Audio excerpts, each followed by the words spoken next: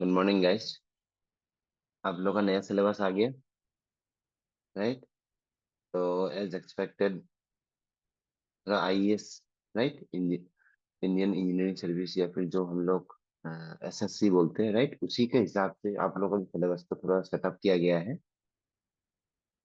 तो part one में फिलहाल आप लोगों को यहाँ पे क्या क्या दिया गया है? We have the construction material and management, right. Okay, so यहाँ पे देखो क्या क्या गिवन है। कंस्ट्रक्शन मटेरियल एंड मैनेजमेंट बोला गया है, तो कंस्ट्रक्शन मटेरियल में भी आप लोगों का स्ट्रक्चरल स्टील, राइट, उसका कंपोजिशन के बारे में पूछा गया है, material properties, behaviour, right, and फिर कंक्रीट का कॉन्स्टिट्यूएंट्स क्या क्या है, उसका मिक्स डिजाइन रेशियोज, फिर क्वालिटी कैसे कंट्रोल कर सकते हैं, short term and long term. ठीक है। तो फिलहाल यहाँ पे मुझे कहीं पे भी, जैसे हम लोग टिम्बर पढ़ते हैं, राइट, ब्रिक्स के बारे में पढ़ते हैं, आई डोंट थिंक दे उन्होंने पूरा इन टॉपिक को हटा दिया गया। ठीक है, हटा दिया है। तो बेसिकली ये सिलेबस कैसे सेटअप किया गया था?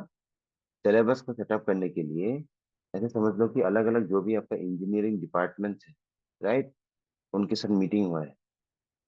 अलग अलग डिपार्टमेंट्स का क्या क्या रिक्वायरमेंट है, उनके हिसाब से ये डेट में मीटिंग करने के बाद ये सारे subject along with their topics लिया गया है। ठीक है। ये कंस्ट्रक्शन मैनेजमेंट आ गया, राइट। एक्चुअली ये तो इतना, ये गाइस ये इजी टॉपिक है, ठीक है, स्कोरिंग टॉपिक है। अब देखो, ये आने का फायदा फायदा भी है, नुकसान भी है। नुकसान क्या है? नुकसान बस है कि एक्स्ट्रा पढ़ना पड़ेगा। फायदा ये है कि ये टॉपिक स्कोरिंग है, तो ऑफ कोर्स सिलेबस का पार्ट है, तो वी कैन एक्सपेक्ट कि यहाँ से एक तो क्वेश्चन आएगा, राइट। तो कंस्ट्रक्शन मैनेजमेंट में देखो, अ, मैं आप लोग को टॉपिक पढ़ा दूंगा। ये टॉपिक एक्चुअली हम लोग का सिलेबस में ही होता है, तो ये पढ़ना पड़ा था। तो construction management part, and I am sure आप लोग का बीटेक में भी ये एक सब्जेक्ट था। ठीक है। फिर सर्वेइंग, यस, आफ्टर मतलब लॉन्ग मिस्ट्री की सर्वे क्यों नहीं है, राइट। और सर्वे नहीं है लेकिन फिर सर्वे का क्वेश्चन आ जाता है, तो उन्होंने ये भी क्लियर कर दिया। इस सर्वे में हम लोगों को ट्रेवर्सिंग, ट्रायंगुलेशन, राइट, फिर आपका टोटल स्टेशन के बारे में पढ़ना पड़ेगा। तो सर्वे में बेसिकली जो भी आपका न्यूमेरिकल पॉइंट ऑफ व्यू से हम लोग टॉपिक्स पढ़ते हैं, वो टॉपिक ज्यादा मेंशन नहीं है, फिर भी देखते हैं, ठीक है, क्या क्या इंपॉर्टेंट टॉपिक्स है जो हम लोग पढ़ सकते हैं। एंड बेसिक ऑफ ये फोटो, क्या है ये, photogrammetry, right, and remote sensing. तो रिमोट सेंसिंग तो ऑफकोर्स ये मतलब एक जगह का जब सर्वे करते हैं, right, with the help of satellite and all, right, drone, तो उनके हिसाब से जो सर्वे करता है, तो उसी के बारे में लिखा है। बाकी ये ये भी same I guess, photo photo से ही मतलब जो, राइट, अलग अलग इमेजेस जो लिया जाता है, उससे जो सर्वे किया जाता है, मतलब कि स्टडी किया जाता है एक पर्टिकुलर टेरेन का, तो उसके बारे में। तो देखो ड्रोन्स आ गया, बहुत लेटेस्ट सिलेबस है, इसी से पता चलता है, ड्रोन्स के बारे में बोला गया है। ठीक है। फिर तो सर्वे में मतलब कि हम लोग को सर्वे को इस बार थोड़ा पढ़ना पड़ेगा अच्छे से, ठीक है। जस्ट पहले क्या था, आपका हाईवे का रिगार्डिंग सर्वे को ऐड किया गया था कि use of survey in highway engineering, right. तो ट्रांसपोर्टेशन में ही सर्वे को बस एक छोटा सा वर्ड करके लिखा गया था, बट फिलहाल इन टॉपिक्स को हम लोग को कवर अप करना पड़ेगा। तो यहाँ पे जितना भी है मैक्सिमम एक्चुअली क्या है आपका, यहाँ पे थ्योरेटिकली है सर्वे का। ठीक है। फिर ये टॉपिक आ गया, मतलब कि इसको पढ़ना पड़ेगा, एंड जो पढ़ेगा इसका स्कोरिंग होगा फिर। ठीक है। एंड नाउ स्ट्रक्चरल इंजीनियरिंग, तो स्ट्रक्चरल इंजीनियरिंग में ज्यादा फोकस किया गया है। ठीक है। इसमें क्या किया गया है कि हम लोग पहले क्या पढ़ते थे, we used to study only concrete structures and steel structures. ठीक है। इंजीनियरिंग मैकेनिक्स भी है, तो इंजीनियरिंग मैकेनिक्स में ये मतलब जो हम लोग इक्विलिब्रियम इक्वेशंस के साथ, राइट, फ्री बॉडी डायग्राम्स बनाते हैं, फिर डिड्यूस करते हैं डिफरेंट फोर्सेस के थे कितना कितना एक्ट कर रहा है, राइट। तो ये एकदम मतलब जो बेसिक जो इंजीनियरिंग में घुसते ही जो, राइट, मैकेनिक्स पढ़ाया जाता है, वो टॉपिक इंट्रोड्यूस किया गया है। ये टॉपिक आसान है, ठीक है, मुश्किल नहीं है। ठीक है। फिर सॉलिड मैकेनिक्स में bending moment and shear force diagram, इतना दिन तक बस हम लोग bending moment and shear force diagram से ही काम चला रहे थे, राइट। अब यहाँ पे कुछ अलग अलग, ठीक है, छोटा छोटा टॉपिक लिखा गया है, जैसे कि simple stress and strain relationships. अब ये वाला पार्ट तो of course we know already, right. यहाँ पे तीन रिलेशनशिप होता है, राइट, सोम में जो हम लोग पढ़ते हैं। तो वही स्ट्रेस स्ट्रेन रिलेशनशिप के बारे में यहाँ पे बोला गया है। फिर आपका सिंपल बेंडिंग थ्योरी। तो अगर हम लोग यहाँ पे देखेंगे, तो फिलहाल न्यूमेरिकल पर्सपेक्टिव से अगर देखेंगे तो नया है आपका बकलिंग ऑफ कॉलम के बारे में, लोड के बारे में पूछेंगे, राइट। फिर combined and direct bending stresses, ठीक है। उसके अलावा इस टॉपिक में भी थोड़ा मुझे थ्योरी ही दिख रहा है, ठीक है। End of course yes, flexural and shear stress. तो शियर के बारे में तो पढ़ते ही थे, राइट। बेंडिंग मोमेंट के बारे में अगर जब हम लोग पढ़ते थे एंड शियर फोर्स डायग्राम, तो यहाँ पे भी फिर शियर स्ट्रेसेस के बारे में पढ़ते थे, ठीक है। Next structural analysis. अब ये आ गया थोड़ा एक्स्ट्रा से भी एक्स्ट्रा चीज, मतलब, ठीक है। ये टॉपिक पहले कहीं दूर दूर तक भी नहीं था, राइट। तो यहाँ पे मतलब कि जो हम लोग डिटर्मिनेट इनडिटर्मिनेट स्ट्रक्चर्स के बारे में जो भी हम लोग लाइक सॉल्व करते थे, राइट।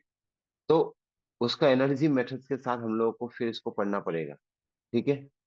तो structural analysis two, basically BTech में जो स्ट्रक्चरल एनालिसिस टू करके टॉपिक होता है, तो उनका जो मेन टॉपिक है वो यहाँ पे लिया गया है, मतलब, ठीक है। फिर मोड मेथड ऑफ सुपरपोजिशन पढ़ना पड़ेगा, राइट। फिर एनालिसिस ऑफ ट्रसेस, ट्रस आ गया, ट्रस का एनालिसिस, राइट। अलग अलग मेंबर में, जो हम लोग ट्रस्ट में क्या करते थे, ऐसे अलग अलग मेंबर होता है, राइट। अलग अलग मेंबर में आपको कितना कितना फोर्सेस है, पर्टिकुलर मेंबर के बारे में पूछ देंगे, ठीक है। वो हम लोग को पढ़ना पड़ेगा। आर्चेस, राइट, आर्चेस के बारे में पढ़ना पड़ेगा।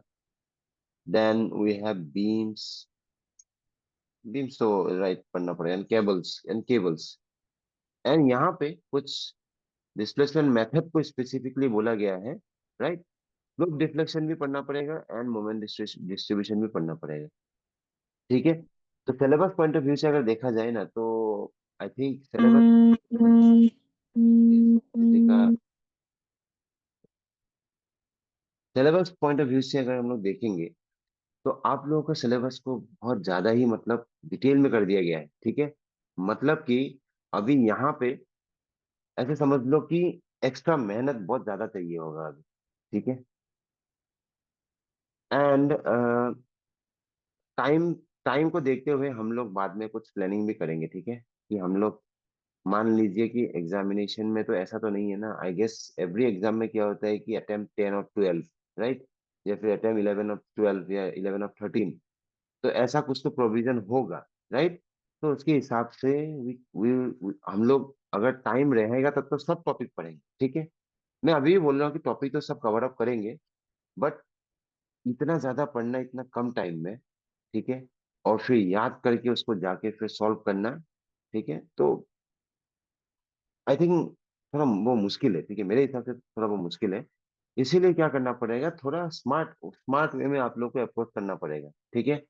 ऐसे समझ लो कि अगर 13 क्वेश्चन में से लेट्स कंसीडर 11 क्वेश्चन आप लोगों को करना है, तो 2 नंबर ऑफ क्वेश्चन हम लोग छोड़ सकते हैं, ठीक है।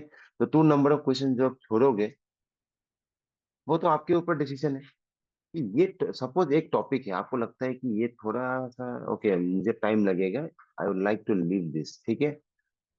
तो आप इसको छोड़ के दूसरा टॉपिक जहाँ पे आप ऑलरेडी सपोज पढ़ाई कर रहे हो उसको आप और मेहनत करके, you have to make sure कि इससे अगर टॉपिक आएगा तो मैं नहीं छोड़ूंगा, ठीक है। तो ऐसा अप्रोच में हम लोग पढ़ सकते हैं, ठीक है। और एक देखो, और एक अप्रोच क्या होता है कि सारे टॉपिक्स को हम लोग पढ़ते हैं, ठीक है। वो भी एक तरीका है कि जितना टॉपिक्स है विल कवर देम ऑल, ठीक है। मतलब कि आप उसको सब कवर करके जाओगे एग्जाम में। बस उसमें क्या होता है ना कि कोई एक टॉपिक में, कोई कोई टॉपिक में आप पंडित हो, राइट, एंड कोई कोई टॉपिक में आप एमेचर हो, ठीक है। आप जब क्वेश्चन पेपर आप देखोगे, तो उसमें कभी कभी क्या होता है, कभी कभी नहीं, एक्चुअली ये होता ही है, एक फेनोमेनन है। इसमें क्या होता है ना कि कोई कोई टॉपिक का जो क्वेश्चन है वो बहुत ही टफ होगा, ठीक है। वो क्या होगा, टफ होगा। एंड कोई कोई टॉपिक का क्वेश्चन क्या होगा ना, वो सच में आसान होता है। ठीक है। अभी क्या होगा, लेट्स कंसीडर आप एक सर्टेन टॉपिक को पढ़ के गए, फिर आप एग्जाम में जाके देखा कि उसका टॉपिक इतना ही टफ था कि आप उसको नहीं कर पाए। तो जो दूसरा टॉपिक है जिसमें आप, लेट्स कंसीडर आपका प्रिपरेशन थोड़ा एमेच्योर लेवल का था, मतलब ज्यादा आप इन डेप्थ नहीं गए थे, तो कभी वो भी काम आ जाता है मतलब। ठीक है। अल्टीमेटली एग्जाम में क्या है, वहां पे तो आपको नंबर स्कोर करना है। ठीक है। तो कोई सा भी टेक्निक अपनाओ। ठीक है। और एक दो क्वेश्चन तो ऐसे हमेशा क्वेश्चन पेपर में, आप अगर पास क्वेश्चन पेपर्स को भी देखोगे, एक दो क्वेश्चन तो ऐसा रहता ही है कि जो ऐसे समझ लो कि थोड़ा टफ करके दिया जाता है। ठीक है। तो उसमें ऐसे समझ लो कि आपको नहीं, 99.99% बच्चों को, राइट, जो एग्जाम देंगे सबको उसमें तकलीफ होगा। ठीक है। तो अभी आगे बढ़ते हैं, चलो। ठीक है। और भी सिलेबस में क्या क्या है थोड़ा देख लेते हैं। कॉन्केव स्ट्रक्चर, अब भूल जाओ WSM। ठीक है। WSM जिन्होंने पढ़ा हुआ है, आप तो मतलब कर लोगे, राइट। क्योंकि मेरा अगर कोई पुराना स्टूडेंट है, आई एम श्योर WSM मेथड तो मैंने बहुत अच्छे से एक्चुअली में पढ़ाता हूँ। बट गाइस यहाँ पे सैडली अभी क्या होगा कि कंक्रीट स्ट्रक्चर्स पे यहाँ पे बस लिमिट स्टेट डिजाइन बोला गया है। ठीक है। तो WSM method, working stress method जो है, अब एज पर सिलेबस गाइडेंस अगर हम लोग देखेंगे, तो क्लियर कट हम लोग WSM मेथड को छोड़ सकते हैं। ठीक है। अभी WSM मेथड को अगर हम लोग पढ़ के एग्जाम में जाते और अगर उसका क्वेश्चन आ जाता तो yes, lucky, right. But time को मद्देनजर रखते हुए एंड ऑल्सो सिलेबस, जो टॉपिक यहाँ पे लिखा नहीं गया है उसको ऐसे ही पढ़ के आई थिंक वो वेस्ट ऑफ टाइम होगा। क्योंकि मान लो अगर आ गया तो यस, आप यस ये तो मैं कर लिया, मैं तो पढ़ के आया था, राइट। अब ऐसा हो गया। लेकिन अगर नहीं आया तो ऐसा होगा कि you have wasted so much of your time and energy, because WSM method अगर आप पहले नहीं पढ़ा है ना, तो WSM मेथड भी लिमिट स्टेट मेथड जैसा ही है, एक अलग है मतलब। ठीक है। उसको उसके लिए भी आपको beam design, column design, beam में भी फिर डबली रेनफोर्स, सिंगली रेनफोर्स, ठीक है, फिर टी बीम आता है। तो instead of wasting that energy on WSM, आप उससे अच्छा तो स्ट्रक्चरल एनालिसिस पे ठीक से ध्यान दो, तब ज्यादा उल्टा फायदा होगा। बिकॉज हमेशा एक चीज याद रखना, अगर टॉपिक मेंशन है तो 99% चांसेस है कि उससे क्वेश्चन लिया ही जाएगा। ठीक है। अब यहाँ पे डिस्प्लेसमेंट मेथड लिख दिया है, तो आई एम श्योर क्वेश्चन में तो अभी एक एक बन गया, ये तो आएगा ही, slope deflection, right, and moment distribution method का एक क्वेश्चन तो आएगा ही ये भी। ठीक है। बाकी आपका आरचेस हो गया, ट्रसेस हो गया, आई एम श्योर कि यहाँ से ज्यादा लेंदी क्वेश्चन नहीं देंगे। ठीक है। थोड़ा शॉर्ट, आई मीन थोड़ा short and precise 5 marks, combination of 5 and 10 marks, ऐसा टाइप का क्वेश्चन देंगे। लेकिन slope deflection and moment distribution I am sure कि अगर ये आ गया तो 15 नंबर का क्वेश्चन आप लोग मान लो। ठीक है। फिर इन्फ्लुएंस लाइन डायग्राम भी है। ठीक है। तो moment distribution I mean WSM नहीं पढ़ के, आई एम आई लाइक कि गाइस आप लोग स्ट्रक्चर एनालिसिस को जब पढ़ाया जाएगा उस पर आप लोग ध्यान दो। ठीक है। नेक्स्ट आता है स्टील। स्टील में भी सेम, अभी हम लोग को बस पढ़ना है लिमिट स्टेट डिजाइन कॉन्सेप्ट, तो स्टील में भी यूजुअली हम लोग लिमिट स्टेट ही पढ़ते हैं। ठीक है। Okay, one more thing guys, concrete structure में डिजाइन ऑफ बीम अभी हम लोग को पढ़ना पड़ेगा, स्लैब पढ़ना पड़ेगा, एंड कॉलम्स। ठीक है। और क्या पढ़ना पड़ेगा, bond and development length. Bone and development length को भी अच्छे से पढ़ना पड़ेगा, क्योंकि अगर इसका भी क्वेश्चन आता है ना, इसको भी सीधा आराम से वो लोग 10 मार्क्स करके भी कर सकते हैं। ठीक है। बोन एंड डेवलपमेंट लेंथ निकालने के लिए। देन वी हैव एक नया देखो, दो नया चीज आ गया, वाटर टैंक्स। ठीक है। आप लोग का आई एम श्योर कि सपोज कंसिडर जो पब्लिक हेल्थ इंजीनियरिंग है, उन्होंने बोला है वाटर टैंक तो चाहिए टॉपिक में, हम लोग को बच्चों को वाटर टैंक अगर आना चाहिए, राइट। वाटर टैंक ऐड कर दिया। फिर आजकल का ब्रिजेस, जो भी कंस्ट्रक्शन हो रहा है, ब्रिजेस हम लोग का यहाँ आसाम में भी क्या हो रहा है ना, कि ऐसे समझ लो ये आपका नदी है। ठीक है। नदी को लेट्स कंसीडर, यहाँ पे ड्रॉ करना मुश्किल है, चलो नदी को जैसे है। ठीक है। तो नदी में जब आप ब्रिज बनाओगे, तो अगर ब्रिज का लेंथ ज्यादा है, अगर नदी का विड्थ ज्यादा है, नदी का वेट ज्यादा है, तो इस केस में अगर हम लोग सिंपल आरसीसी वाला अगर ब्रिज बनाएंगे, टी गार्डर करके, तो उसमें ये होता है ना कि नंबर ऑफ पियर्स या फिर कॉलम्स जहाँ पे आपका ब्रिज खड़ा रहेगा वो ज्यादा बढ़ जाता है। तो अगर पानी का फ्लो ज्यादा होता है तो वो उसका जो फ्री फ्लो जो एरिया था वो एक्चुअली हम लोग ज्यादा ऑब्स्ट्रक्ट कर देते हैं। ठीक है। तो in order to avoid this, even in Arunachal, ठीक है, जितना मुझे पता है, आप लोग का वहां पे भी प्री स्ट्रेस बीम्स, ठीक है, वो लाया गया है। और ब्रिजेस का तो छोड़ो, आप लोगों का जो बिल्डिंग है, बिल्डिंग्स में भी आजकल मतलब थोड़ा कंक्रीट का मतलब कि रूम का साइज बढ़ाने के लिए हम लोग क्या करते हैं कि प्री स्ट्रेस कंक्रीट करते हैं। ठीक है। तो प्री स्ट्रेस कंक्रीट में compare to normal concreting, the area of required concrete कम होता है। ठीक है। तो ये मतलब कुछ आप लोग का एकदम एडवांस टॉपिक्स लिया गया है। ठीक है। Advance and modern. ठीक है। जो करेंट मतलब 21st सेंचुरी, राइट, मतलब अभी का जो यूजेस में आ रहा है उन सबको लिया गया है। तो स्टाइल स्ट्रक्चर में भी सेम। तो स्टाइल स्ट्रक्चर में इन डेप्थ में और नहीं जाऊंगा। यहाँ पे हम लोग का जो मोहंतो सर है, जो आई श्योर 4 to 5 years से this was one of his core topics. ठीक है, स्टील स्ट्रक्चर। तो स्टील स्ट्रक्चर वो कवर अप कर देंगे। ठीक है। तो जो भी नया टॉपिक्स है, ठीक है, वो यहाँ पे देखो फिर उसने बोला कि आरसीसी तो टैंक दे दिया, स्टील टैंक भी दे दो। ठीक है। तो ये टॉपिक्स को वो देख लेंगे। ठीक है। स्किल स्ट्रक्चर में आपको कोई ज्यादा सोचने की जरूरत नहीं है। अब आते हैं जियो टेक्निकल इंजीनियरिंग। आज मेरा लास्ट लेक्चर था, लेकिन सिलेबस जैसे ही आ गया, अभी और कुछ दिन लगेगा। उस बात पे गारंटी अभी दे सकता हूँ, क्योंकि I tried as much as मतलब कि जो कोर टॉपिक्स है ना वो कवर अप करने के लिए। लेकिन यहाँ पे क्या गया है कि आप लोगों का जो सॉइल मैकेनिक्स का टॉपिक्स है ना, सीधा ऐसे समझ लो कि लिया गया है। And soil of course is one of the most important topic of civil engineering. ठीक है, ऑफ डिजाइन।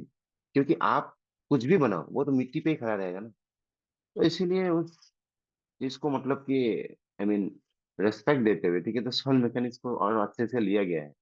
तो three phase system, phase relationship we have covered, index properties we have covered. अब आता है ये unified and Indian standard soil classification system. तो यहाँ पे क्लासिक सॉइल जो क्लासिफिकेशन सिस्टम होता है, राइट, उसमें आस्ट्रो का होता है, ये होता है। तो यहाँ पे स्पेसिफिकली बोला गया है कि आप लोगों को बस Indian standard soil classification system चाहिए। ये हम लोग अभी पढ़ेंगे। ठीक है। Then we will study about permeability. ठीक है।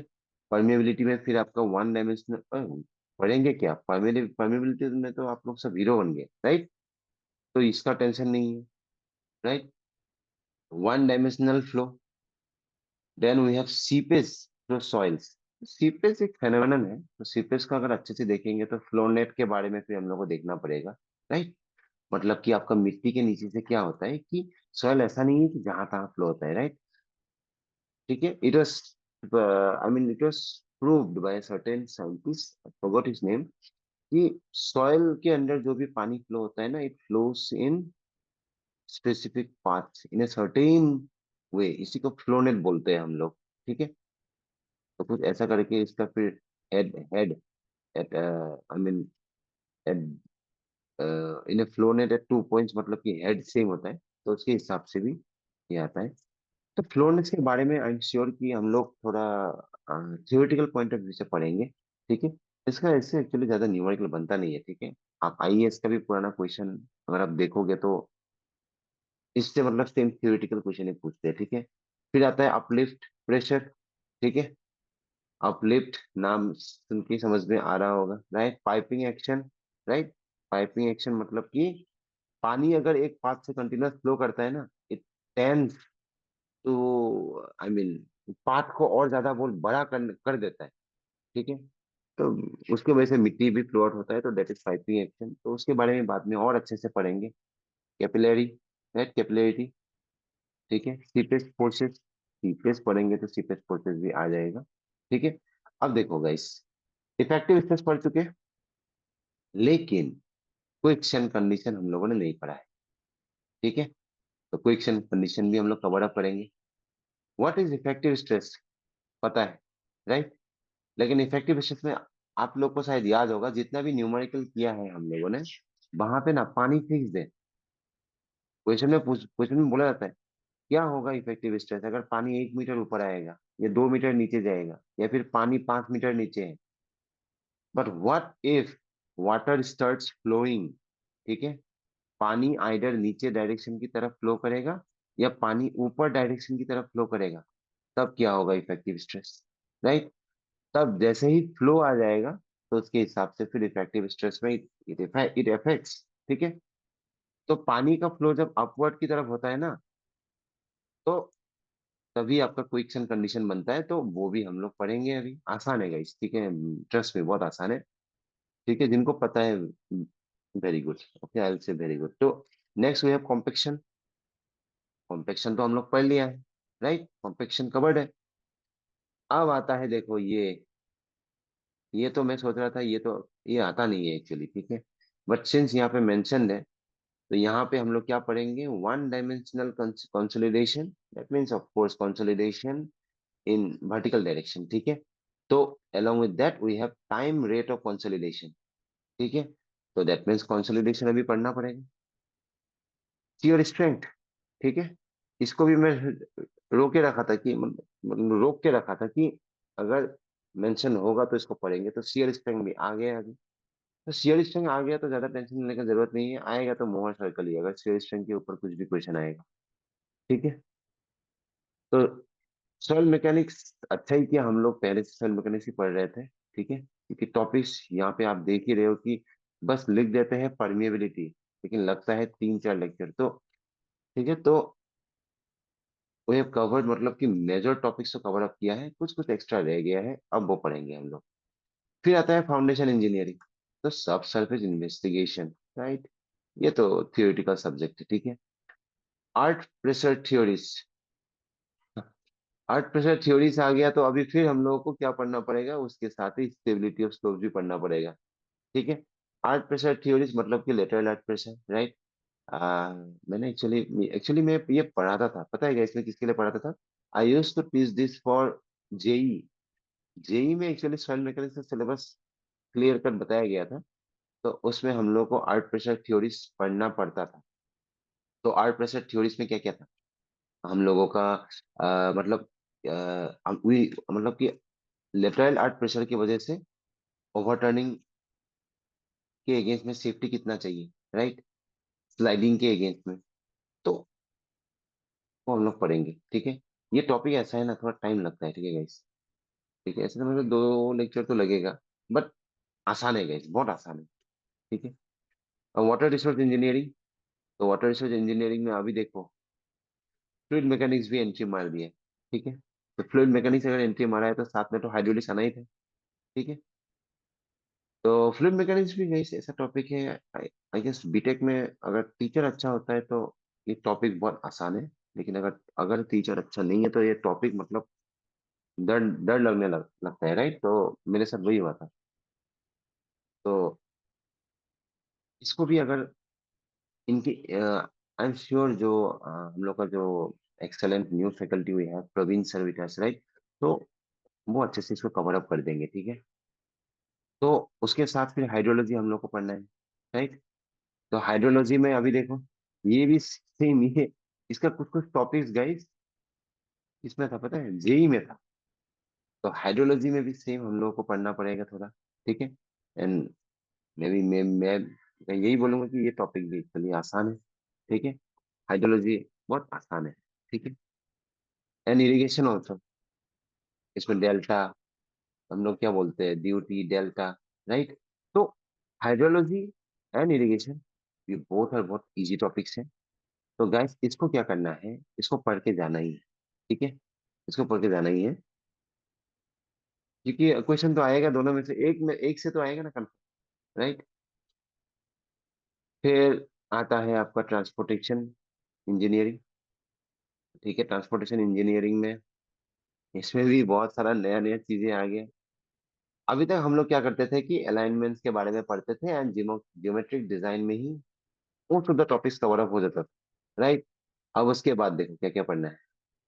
Desirable properties as per आईआरसीएन test किसके लिए? मटेरियल्स के लिए। ठीक है। टेस्ट भी हम लोग पढ़ते हैं, ठीक है, मैं एक्चुअली पढ़ाता हूँ। ट्रांसपोर्टेशन का टेस्ट बहुत इंपॉर्टेंट है। Cross sectional elements, specification of hilly roads, ठीक है। Then we have desirable properties of bituminous paving mix. अब यहाँ पे अलोंग जैसे ये बिटुमिनस पेविंग मिक्सेस आ गया गाइस, उसका प्रॉपर्टीज क्या क्या, क्या क्या मतलब कि डिजायरेबल क्या क्या है, तो अब देखो डिजाइन फैक्टर्स तो आ ही जाएगा। आ गया फ्लेक्सिबल, मतलब बिटुमिनस एंड रिजिड पेवमेंट, जो कि है आरसीसी। आरसीसी नहीं नहीं, एक्चुअली सीसी पेवमेंट जिसको बोलते हैं। ठीक है। फिर उसका design of flexible and rigid. तो ये सब टॉपिक्स गाइस ज्यादा लेंदी क्वेश्चन नहीं बनता है। ठीक है। और उसके लिए एक्चुअली कोड का भी रेफरेंस चाहिए होता है। तो chances of numerical from this part of transportation is low. But मैं आप लोग को, मैं तो समझा दूंगा। ठीक है। क्या होगा कि ये ट्रांसपोर्टेशन से क्वेश्चन जैसे ज्योमेट्री डिजाइन से आता है, तो आई एम श्योर कि ज्योमेट्री डिजाइन से ही आप लोगों को एक्चुअली अच्छे से फोकस करना है। ठीक है। बाकी डिजाइन फैक्टर जितना है, डिजाइनेबल प्रॉपर्टीज है, मैं वो आप लोगों को समझा दूंगा। ठीक है। फिर ड्यूरेबिलिटी एस्पेक्ट पूछा गया है। ठीक है। And new machineries and technology adopted in highway construction and maintenance. ठीक है। न्यू मशीनरीज एंड टेक्नोलॉजी, ये एक्चुअली आजकल का बीटेक में भी एक चैप्टर होता है। ठीक है। क्या क्या नया नया machinery, right. Due due time, due course of time क्या हो रहा है, मतलब कि नया नया चीजें आपका एडॉप्ट हम लोग कर रहे हैं in the construction phase of both, I mean roads. Roads कैसा भी हो, राइट, ग्रेवल रोड हो सकता है, जो भी हो सकता है, बट उसमें उसका लॉन्जिविटी बढ़ाने के लिए, right, end of course durability बढ़ाने के लिए, तो उसको थोड़ा पढ़ना पड़ेगा। थ्योरिटिकल है इसलिए। ठीक है। ये आएगा तो सीधा आप स्कोर कर सकते हो। एंड ये भी तो सीधा theory, basic for preparation of DPR. DPR stands for detail project reports. कोई भी एक जगह में रास्ता या फिर एक प्रोजेक्ट लेने से पहले क्या करना चाहिए, उस जगह के ऊपर डीपीआर बनाना चाहिए। मतलब कि रास्ता का इंपॉर्टेंस क्या है, रास्ता कैसे जाएगा, उसमें आई मीन वल्नरेबिलिटी पॉइंट्स क्या क्या है उसमें, आई मीन क्या क्या इफेक्ट कर सकता है वो, राइट। एंड व्हाट, मतलब लोग कैसे कैसे बेनिफिटेड होगा, बेनिफिशियल के बेसिस पे भी हम लोगों को थोड़ा समझाना पड़ता है। ठीक है। वो एक्चुअली हम लोग यहाँ पे करते रहते हैं। तो ये भी थ्योरी है सीधा। ठीक है गाइस। अब ट्रैफिक भी दे दिया इस बार। Traffic studies, traffic volume, right. उसके बारे में हम लोग को पढ़ना पड़ेगा। ठीक है। तो ठीक है, और ये सब गाइस जब पढ़ाऊंगा गाइस सब क्लियर हो जाएगा आप लोगों का। ठीक है। तो टॉपिक्स गाइस, आई गेस आप देख ही रहे हो, मेरा टॉपिक बोलते बोलते गला सूख गया, तो आई एम श्योर इसमें जब आप पढ़ोगे, राइट, आप लोग को बहुत टाइम लगेगा। तो बाकी सब भूल जाओ गाइस। ठीक है। मैं आपको वही बता रहा हूँ, एक समवन इज डूइंग जॉब, तो आप लोग के पास तो उपाय नहीं। आप लोग को क्या करना है कि आके रात का टाइम को ना, जैसे कि ऑफिस में क्या होता है, कॉलीग लोग बुलाता है, चलो आज बैठते हैं, कुछ होता है, राइट, मतलब सीन करते हैं, तो वो सब नहीं करना है। अभी आप लोगों को जो भी आप लोग को टाइम मिलता है ना, वो बहुत प्रीशियस नहीं है, मतलब ज्यादा ही प्रीशियस हो गया। ठीक है। लॉर्ड ऑफ द रिंग्स का गोलूम से भी ज्यादा प्रीशियस हो गया जो टाइम है आपके पास। तो मतलब भूल जाओ आपका जो भी आप मतलब, ये हमको थोड़ा मतलब क्या बोलते हैं हम लोग जब पढ़ाई करते हैं, we need relaxation, we need peace. चलो आज, अरे मैं बहुत पढ़ाई कर रहा, आज I deserve movie. No, no one deserves movie right now. कुछ कोई कुछ भी डिजर्व नहीं करता है, क्योंकि एक्चुअली सिलेबस ज्यादा बड़ा है। एंड एटलीस्ट उन लोगों को ये चीज 5 to 6 मंथ पहले बोलना था। ठीक है। 5 to 6 मंथ पहले ही आना चाहिए। बट आई एम श्योर कि डिपार्टमेंट्स की तरफ से ही प्रेशर है, गवर्नमेंट से भी प्रेशर होगा, बिकॉज इतना टाइम तक एग्जाम नहीं हुआ है, तो डिपार्टमेंट्स में भी वैकेंसीज आ रहा है, तो काम एग्जीक्यूशन करने में भी तकलीफ होता है गाइस। रियल में ये एक रियल प्रॉब्लम है। जब आप, मतलब हम लोग का यहाँ पे भी ऐसा ही था, जब I was being selected in the first batch, यहाँ पे हालत टाइट हो गया था, मतलब कि काम ही काम। तो इसीलिए मैं वही बोलूंगा कि जो आया आया, right, it's not in our hand, उसके बारे में आप लोग कुछ नहीं कर सकते हो। तो आप लोग बस क्या कर सकते हो कि मेहनत कर सकते हो, राइट।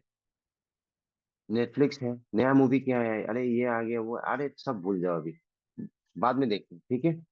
जब आप इतना सारा टॉपिक आप पढ़ लोगे ना, तो जेई के लिए, जेई का एग्जाम के लिए भी मैक्सिमम, ये भी उसमें कुछ माइनर चेंज उधर भी कर देंगे, बट यहाँ जो टॉपिक मैं देख रहा हूँ ना, यहाँ इसके बाद और कुछ चेंज हमको दिख नहीं रहा है।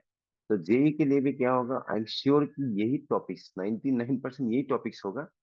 तो once you cover this topics, तो जेई के लिए भी आई मीन आप लोग का हो जाएगा, मतलब एक ही बार में हो जाएगा। एंड बियॉन्ड दिस, इसके अलावा अगर आप लोग का आगे में भी अगर कुछ भी और दूसरा एग्जाम भी होता है, अभी एक बार शुरू हो जाएगा ना गाइस रिक्रूटमेंट प्रोसेस, अभी आई एम श्योर ये आते रहेगा, ठीक है। तो अभी के लिए आप लोगों को क्या करना है ना, थोड़ा मन लगा के पढ़ना है, ठीक है। टॉपिक्स को देखना है क्या कवर हुआ है, क्या कवर नहीं हुआ है, ठीक है। आप मेहनत करोगे ना, तभी आपको कुछ आप मतलब कर सकते हो, ठीक है। एंड टाइम को देखते हुए तो अभी ऐसा हो गया कि मेहनत और भी ज्यादा इंपॉर्टेंट हो गया, ठीक है। 24 घंटे को मतलब कि आप कैसे यूटिलाइज कर रहे हो, अब उसके ऊपर होगा, ठीक है। तो उसके बाद फिर आता है आपका, चलो इतना, ये कुछ नहीं है, ठीक है, बस पढ़ना है गाइस, ठीक है, मैं उसी चीज को बोल रहा हूँ, बस आप लोगों को पढ़ना है।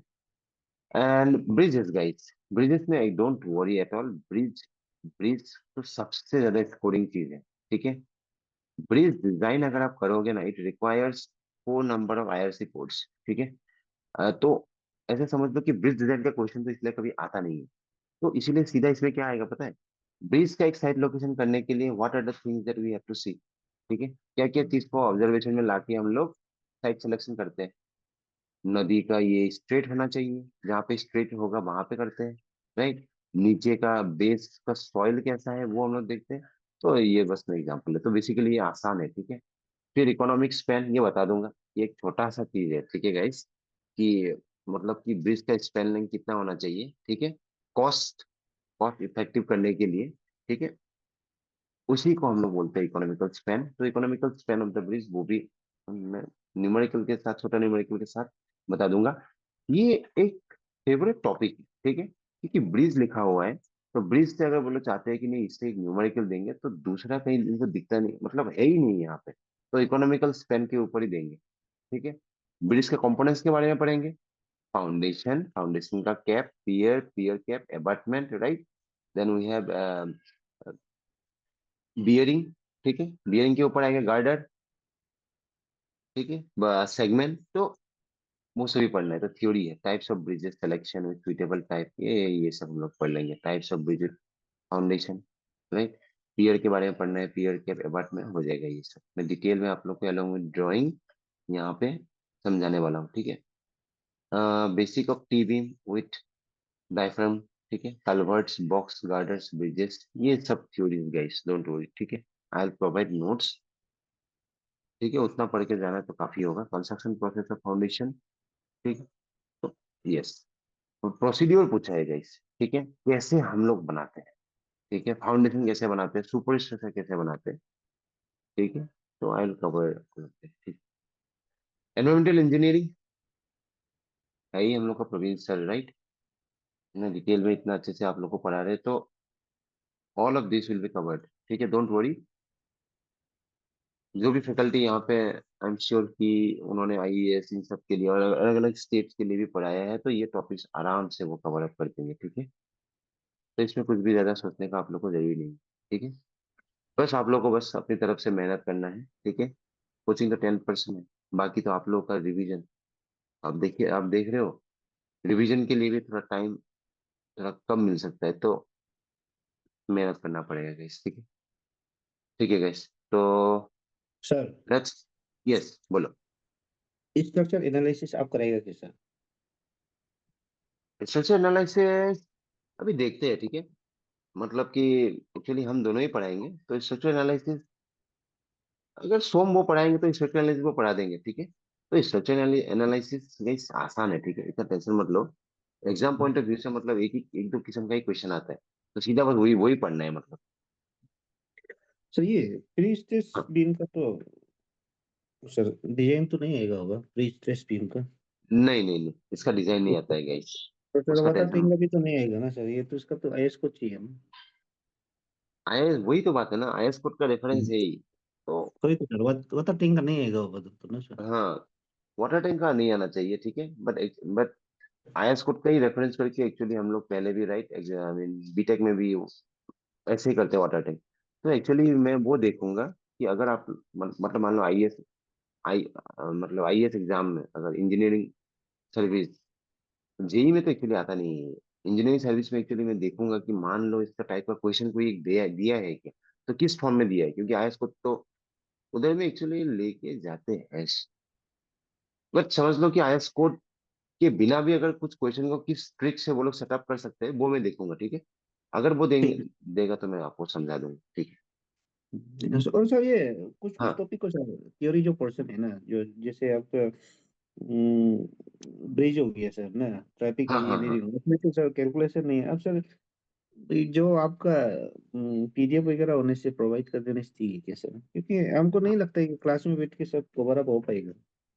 नहीं नहीं, वही तो एक्चुअली वही है, अभी हम लोग वही करने वाले हैं, जो भी आपका आप उनको numerical he. Point of view से जो टॉपिक्स हम लोग को कवर अप करना पड़ेगा ना, हम लोग पहले उसी को पुश करेंगे, क्योंकि theory hmm, is something like, आप जितना भी अच्छे लिखो ना, लिख लो ना, अगर टीचर थोड़ा ऐसा है कि नहीं, उसका मूड खराब है, ये है, दीदी के साथ झगड़ा हो गया, वो क्या करेगा ना, 10 में से आपको 8 देगा, ठीक है। न्यूमेरिकल हम्म, का लेकिन ऐसा है कि पक्का है, आंसर आ गया, हम्म। स्टेप्स है, फुल मार्क्स, ठीक है। तो तो थ्योरी में इसीलिए अगर, सर वही हाँ जो थ्योरी पोर्शन है ना सर, जिसका हाँ न्यूमेरिकल हाँ नहीं हाँ है, जैसे आपका टॉपिक इंजीनियरिंग हो गया, तो वो सब सर हाँ हाँ प्रोवाइड आप लोग पहले करके रख देने से भी ठीक है, सोच रहे हो तो। हाँ, मैं इन सब का नोट्स आप लोग को प्रोवाइड करूंगा, और क्लास में हम लोग थोड़ा मतलब डिस्कस कर लेंगे, ठीक है। ओके मैं वो, ठीक है सर। हाँ, उसी उसी वे में कवर अप करूंगा, ठीक हम्म, है। ठीक है सर। तो सर एक तो बार तोप न्यूमरिक, भी चाहिए ना। हाँ हाँ, तोप तोप। और हाँ, और ऊपर सर, जहाँ मार्क दिखा रहा था उस पे। हाँ हाँ हाँ सर ये हाँ जनरल इंग्लिश स्टडीज और ये एप्टीट्यूड में ना, तो हाँ। सर ऑब्जेक्टिव में टेक्निकल का नहीं है क्या प्रीलिम्स में? देखो गाइस, यहाँ पे टेक्निकल पेपर सीधा सीधा देखो डिस्क्रिप्टिव, हम लोग यहाँ पे इंजीनियरिंग सर्विस के लिए कर रहे हैं, राइट। यहाँ पे ऐसा नहीं है कि हम लोग पब्लिक जो हम लोग अरुणाचल पब्लिक सर्विस जो एग्जाम होता है उसके लिए तो नहीं कर रहे, तो basically general English and studies, जो भी जीके ये सब हम लोग को चाहिए, तो ये ऑब्जेक्टिव फॉर्मेट में है। बाकी दोनों पेपर देखो गाइस, डेस्क्रिप्टिव में है। अब टेक्निकल का ऑब्जेक्टिव होगा कि नहीं, वो डिपेंड करता है आपका ये सेकंड पॉइंट, यहाँ पे क्या लिखा है, in case the number of applicants is more than the requisite ratio for the written examination, the commission may conduct recruitment test before the written examination. Requisite ratio is 1:5 या 1:7, I guess ऐसा कुछ होगा, ठीक है। आप लोग का state का मुझे पता नहीं है, ठीक है। फिर क्या लिखा है, the syllabus and pattern of examination for the recruitment test shall be decided by the commission। तो यहाँ पे देखो क्या मेंशन किया गया है, अगर मान लो आपका 100 वैकेंसी है, एप्लीकेंट मान लो 3,500 4,000 कुछ है, ये तो बहुत ज्यादा हो गया। तो वो लोग क्या करेंगे, वो लोग स्क्रीनिंग करेंगे, ठीक है। वो लोग स्क्रीनिंग करेगा, तो स्क्रीनिंग में क्या होगा कि जो लोग स्क्रीनिंग टेस्ट क्लियर कर सकेगा, I mean same method, right, जो पहले किया जाता है। तो अगर स्टूडेंट ज्यादा होगा, एंड ऑफ कोर्स जो होने वाला है, राइट, तो ये यहाँ पे वही लिखा गया है कि I mean committee will decide, वो कमीशन क्या करेगा, एक ऑब्जेक्टिव टेस्ट लेगा, ठीक है। तो वही है recruitment test before the written examination. तो रिटन एग्जामिनेशन लेते मतलब कि आप लोग का यहाँ पे एक एमसीक्यू का टेस्ट होने वाला है, ठीक है। The syllabus and pattern of the recruitment exam shall be decided by the commission. तो सिलेबस का टेंशन मत लो, इतना कम टाइम में फिर वो लोग syllabus I am sure change नहीं करेंगे, सिलेबस यही रहने वाला है, ठीक है। इसी के ऊपर बेस करके, and may be I think थोड़ा सिलेबस कम भी कर सकते हैं, ठीक है। तो गाइस ऑब्जेक्टिव को साथ ही सर साथ पढ़ो। हाँ बोलो। सर रिक्रूटमेंट में कैसे आएगा वो ना, लास्ट टाइम जैसे आया था ऐसे आएगा क्या ना सर? क्या होगा, रिक्रूटमेंट में सर हाँ टेक्निकल आएगा रिक्रूटमेंट क्या टेस्ट ना, का, लास्ट टाइम जैसे आया था? यस यस वही होगा। रिक्रूटमेंट टेस्ट का ही मतलब होता है कि आप लोगों का मतलब वही है कि इतना एप्लीकेंट्स है तो एप्लीकेंट्स कम करना है, वो कम क्यों करते हैं। आप ऐसा समझ लो कि अगर मान लो 3,500 ऐसा नंबर ऑफ एप्लीकेंट्स, ठीक है, चलो प्लस कंसिडर की 2,500 है या 2,000 भी है, ठीक है। तो अगर ये सब सीधा वो लोग इसी एग्जाम को कंडक्ट करेंगे, तो जो पेपर चेक करने वाला है उनका तो थोड़ा हालत टाइट हो जाएगा, तो इसीलिए वो लोग क्या करते हैं कि एक पोस्ट के अगेंस्ट में 4 या 5 नंबर ऑफ एप्लीकेंट होना चाहिए, ठीक है। उसके हिसाब से वो लोग इस टेस्ट को करते हैं, ठीक है। ये आई गेस 1:10 या 1:12 करेंगे, ठीक है।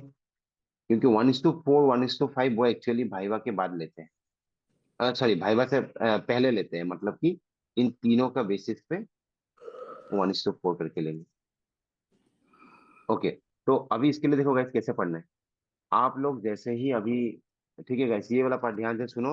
ऑब्जेक्टिव को कैसे पढ़ना है, एनी टॉपिक जो मैं अभी यहाँ पे कवर अप कर रहा हूँ, ठीक है, उस टॉपिक के बारे में जो भी एमसीक्यूज है ना, सीधा आप लोग साथ ही साथ पढ़ लो, इकट्ठा होने मत दो, ठीक है। तो क्या करना है आप लोगों को, जैसे ही मतलब कि I have completed the topic, let's consider, अभी परमेबिलिटी पढ़ लिया, पढ़ा दिया, परमेबिलिटी का एमसीक्यू सीधा लगा लो, ठीक है। ऐसा करके आप लोगों को करना पड़ेगा, ठीक है, इकट्ठा मत होने दो। तो उसके लिए देखो एमसीक्यू आप लोगों का, देखो लास्ट टाइम जो एमसीक्यू सेट किया गया था वो एक्चुअली थोड़ा क्या बोलो उसको,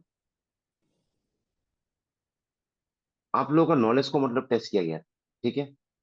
all of this were like theory based, ठीक है, थ्योरी बेस्ड। जो जो आपका कन्वीनियंट एमसीक्यू बुक्स में जैसे एमसीक्यू होता है ना, थोड़ा उसके हटके आया था। और हटके आया था मतलब कि सीधा आप लोग को एक्चुअली बेसिक अंडरस्टैंडिंग को ही चेक किया गया था, ठीक है। तो एमसीक्यू को सेट ही ऐसा किया गया था कि आप लोग का बेसिक अंडरस्टैंडिंग, मतलब कि किसी को अगर परमेबिलिटी के बारे में फॉर्मूला इज कम्प्लीटली, वो उसको पूरा क्लियरली पता है ना, तो वो उसका एमसीक्यू मतलब कर लेगा, ठीक है। बट फिर भी एमसीक्यू बैंक से भी एक्चुअली प्रैक्टिस करना है, बिकॉज सिंस इस बार क्या होने वाला है कि थोड़ा अच्छा पैटर्न होगा, अच्छा फैकल्टी ये सब जो भी है क्वेश्चन सेट करेंगे।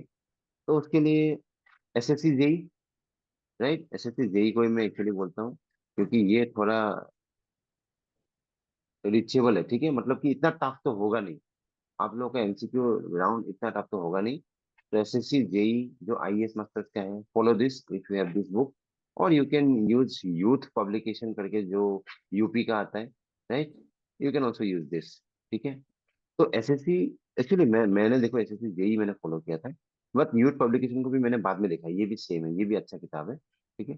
तो इसमें क्या करना है कि एसएससी जेई में यहाँ पे ना क्या होता है कि चैप्टर वाइज, मतलब कि first of all topic wise question को सेग्रीगेट किया गया है, अलग अलग किया गया है। सॉइल मैकेनिक्स का क्वेश्चन कंप्लीटली अलग से सॉइल मैकेनिक्स का क्वेश्चन है, फिर सॉइल मैकेनिक्स का फिर टॉपिक वाइज उसको दिया गया है। Permeability you will find question, unified मतलब कि soil classification system you will find question, right. Three phase system के ऊपर फिर आपको क्वेश्चन मिलेगा, ठीक है। तो उसको भी आप साथ साथ ही लगा दो, ठीक है,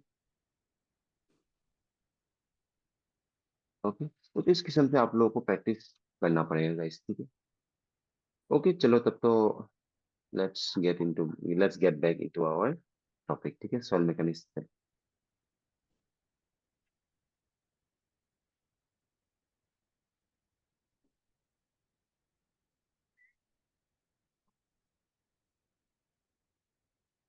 तो लास्ट क्लास में हम लोगों ने क्या किया था, क्वेश्चंस।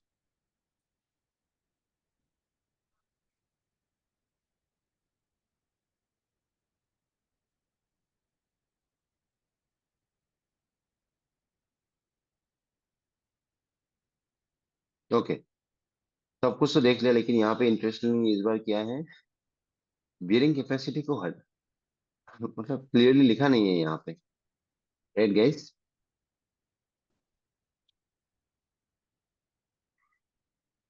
ठीक है, तो हाँ, लेकिन बियरिंग कैपेसिटी को बिना पढ़े मत देना, ठीक है। मैंने देखो जितना पढ़ा है ना, एटलीस्ट बियरिंग कैपेसिटी के लिए उतना क्वेश्चंस अब देख लो, सीधा टॉपिक्स यहाँ पे अलॉन्ग विथ न्यूमेरिकल्स है, ठीक है। क्योंकि नहीं आने का गारंटी एक्चुअली बियरिंग कैपेसिटी में मैं नहीं बोल सकता हूँ। ओके, तो actually maximum we have covered, ठीक है। यहाँ पे बस थोड़ा सा कुछ रह गया था, उसको कवर अप कर लेते हैं।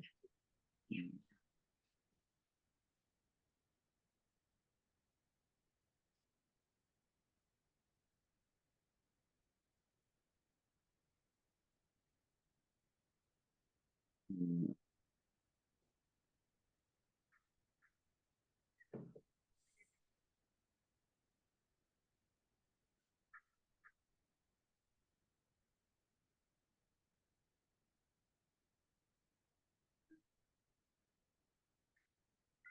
Equal to 1। डिजाइन पर्पस के लिए मैंने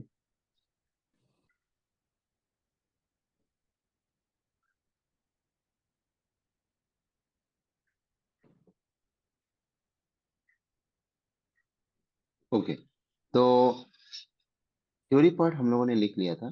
अभी हम लोग क्या करते हैं, इसके ऊपर एक क्वेश्चन करते हैं guys, ठीक है। So write down question.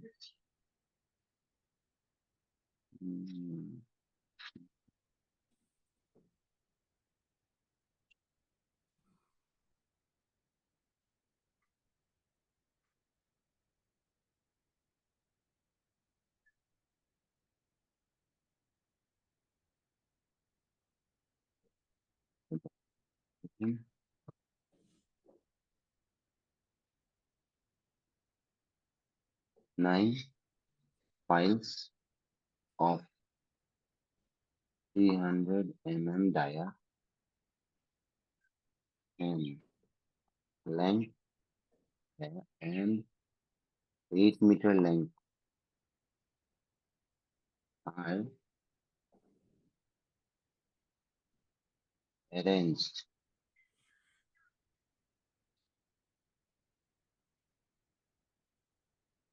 for the foundation.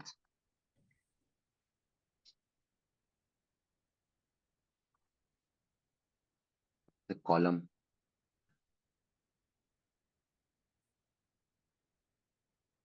in a uniform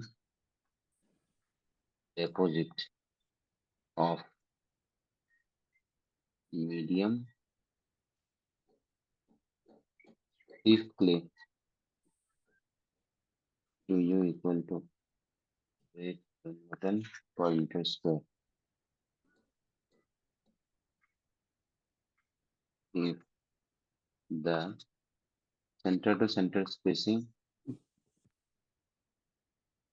of piles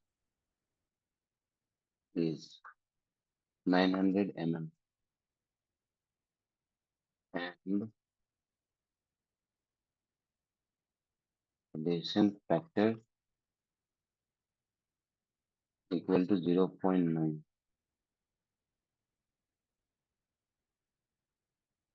calculate the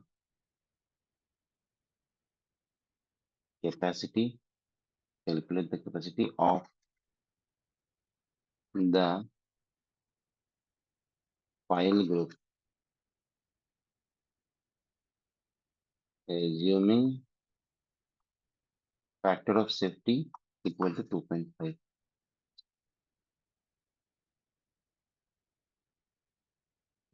तो ये है क्वेश्चन। चलो इसको करते हैं अभी।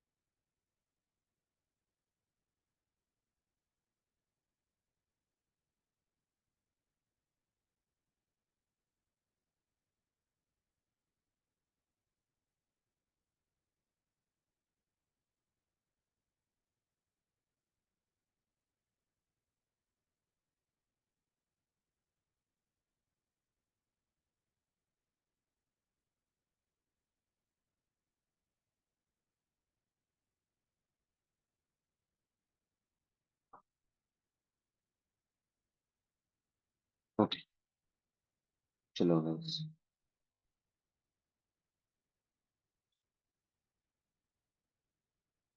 यस, क्वेश्चन में क्या बोला गया है, 9 नंबर ऑफ पाइल्स है, ठीक है। तो मैंने फॉर्मूला आप लोग को ऑलरेडी लिखा है, यूज देम। 8 मीटर लेंथ है, arrange for the foundation of column in uniform deposit of medium stiff clay, Q U बताया गया है, ठीक है। तो क्यू यू से सी यू को निकाल लो। ये the C C standard centre spacing of piles is 900 mm। चलो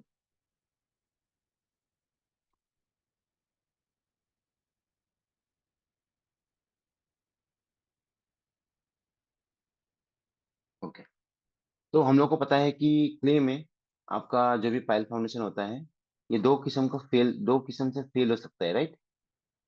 दो किस्म से फेल हो सकता है, एक होता है आपका इंडिविजुअल पाइल फेलियर, या फिर block failure, right. Block failure मतलब कि एज ए होल आपका पूरा का पूरा फाउंडेशन जहाँ पे आपका 9 नंबर ऑफ पाइल्स है, राइट, वो एक साथ फेल कर जाएगा, राइट, एज ए होल मतलब। या फिर ऐसा एक पाइल में या फिर दो पाइल में ऐसा फेल होगा, तो इंडिविजुअल पाइल की वजह से मतलब कि the the pile will fail individually, ठीक है। तो उसके हिसाब से अभी हम लोग क्या कर सकते हैं, यहाँ पे गिवन डाटा को पहले लिख लो, ठीक है। अब दोनों को निकालना है, मतलब आपको क्या निकालना है कि कैपेसिटी ऑफ पाइल कितना होगा इंडिविजुअली, मतलब कि आप एक सिंगल पाइल का निकालोगे, फिर उसको मल्टीप्लाई कर देना है जितना नंबर ऑफ पाइल्स है, राइट, तो टोटल पाइल का स्ट्रेंथ आ जाएगा।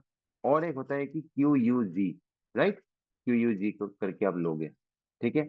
मतलब कि 9 पाइल जो है ना उसको एज ए होल एक ब्लॉक मान के चलोगे, मतलब कि टॉप से देखोगे तो कुछ ऐसा दिखेगा, राइट, कि पाइल यहाँ पे ऐसा है, राइट, कुछ ऐसा है। तो एज ए होल या एज ए ब्लॉक कितना इसका कैपेसिटी है वो अब हम लोग को निकालना है। दोनों में से जो छोटा होगा ना उसी को हम लोग कैपेसिटी उसका मान के चलेंगे।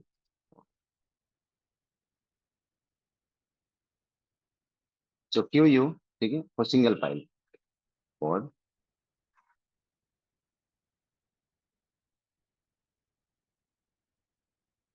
सिंगल पाइल, ठीक है, मैं गिवन नहीं लिख रहा हूँ, सीधा एक्चुअली क्वेश्चन से ही मैं लूंगा, ठीक है। और सिंगल पाइल वी हैव, उसके लिए क्या था, Q U is equal to C N C A S play के लिए plus alpha C into E S A S, sorry, तो 50, ठीक है। तो क्यू यू एक्चुअली यहाँ पे देखो गाइस, जो भी यहाँ पे गिवन वैल्यू गिवन होगा ना वो एक्चुअली आपका यूसीएस वाला वैल्यू है, ठीक है, यूसीएस वैल्यू है। तो सी यू निकाल लो उससे, सी यू क्या होता है, Q U by to, let's it, क्या लिख दिया, एस लिख दिया, क्यू यू बाई टू, ठीक है, बस ये करना है। तो 50,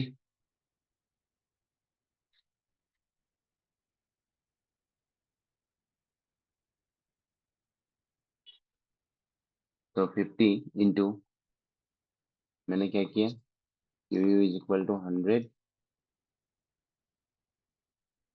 सो therefore we have Q U का वैल्यू तो आ गया, so C U will be equal to Q U by two, 50 kilo newton per metre square, 50 into N C, तो मेरे तो 9 था, राइट। फिर एक फाइल का डाया पता है 300, तो pi by 4 into D square, ठीक है।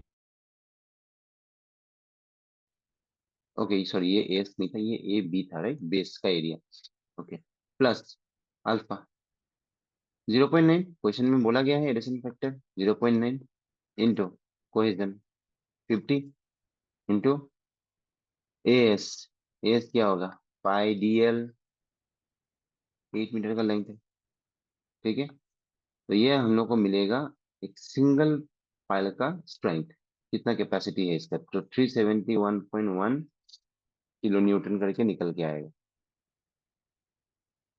ठीक है।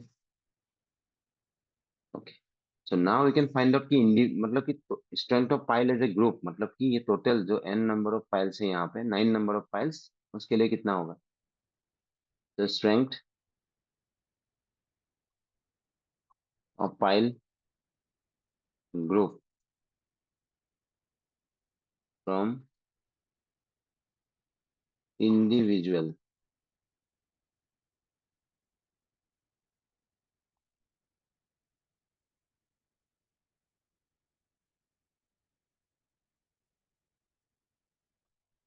Q U ji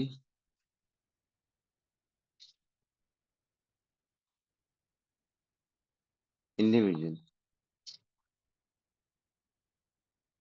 number of piles, right. Individual की तरफ से अगर देखेंगे तो टोटल स्ट्रेंथ कितना आता है उसको लिख लो, तो 9 इंटू क्यू यू होगा, एक सिंगल का स्ट्रेंथ कितना मल्टीप्लाइड बाय 9, इसको समझ में नहीं आ रहा तो प्लीज पूछो, 371.1, ठीक है। तो ये निकल के आता है 3339.9 किलो न्यूटन। ठीक है, नेक्स्ट।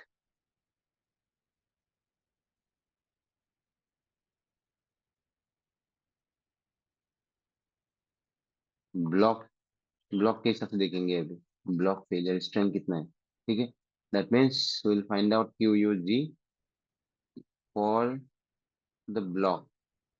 ठीक है, फाइल ग्रुप के लिए हम लोग क्या करेंगे, ब्लॉक के लिए निकालेंगे सीएनसी। यही तो होगा प्लेस फाइल में, राइट। अभी क्या करना है गाइस, ठीक है, अब देखो, अभी हम लोगों को इसका साइज को लेना पड़ेगा कि इसका साइज कितना है।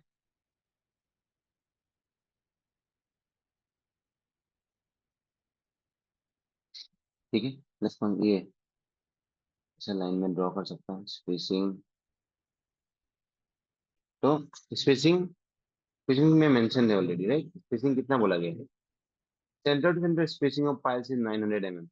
ठीक है, तो आप कहीं से भी देखोगे मतलब कि ये 900 mm ही है, ऐसा स्पेसिंग, राइट। नहीं, ठीक है। तो अगर 6 number, I mean 4 number of piles से बात लगता है, यहाँ पे 9 नंबर है। तो अल्टीमेटली अगर आप शेप देखोगे तो ये रेक्टेंगुलर होगा, राइट। तो that means we need the minimum size side, तो वो ओके रेक्टेंगुलर होगा बोला, सॉरी। ये तो स्क्वायर, राइट। हर तरफ से हम लोग को क्या मिल रहा है, 3 3 3 3। तो यहाँ पे गाइस देखो, हम लोग क्या करेंगे, दोनों, सॉरी दोनों के लिए मतलब कि सेम होगा। ठीक है, तो डायग्राम थोड़ा मेरा गलत हो गया, कोई बात नहीं। ठीक है, लिख देता हूँ बी बी। अब देखो, यहाँ पे एज ए होल हम लोग को पूरा का पूरा निकालना है। तो यहाँ पे क्या होगा गाइस, ध्यान से देखना, ठीक है। Spacing is always considered from centre to centre. तो सेंटर टू सेंटर ये एक स्पेसिंग हुआ, राइट। फिर यहाँ से लेके यहाँ तक ये भी एक स्पेसिंग हुआ, राइट। और यहाँ पे कितना रह गया, ठीक है। और ये जो है ना, एक्चुअली हम लोग, ये लाइन मैंने गलत ड्रॉ किया, ये लाइन ऐसे समझ लो कि पूरा इसके साथ ऐसे जुड़ा हुआ होता है। पाइल का सर, पाइल का आउटर जो दाया होता है ना, उसके साथ ऐसे जुड़ा हुआ होता है, कुछ ऐसे हम लोग पकड़ते हैं। ठीक है, तो दैट मीन्स अगर ऐसा है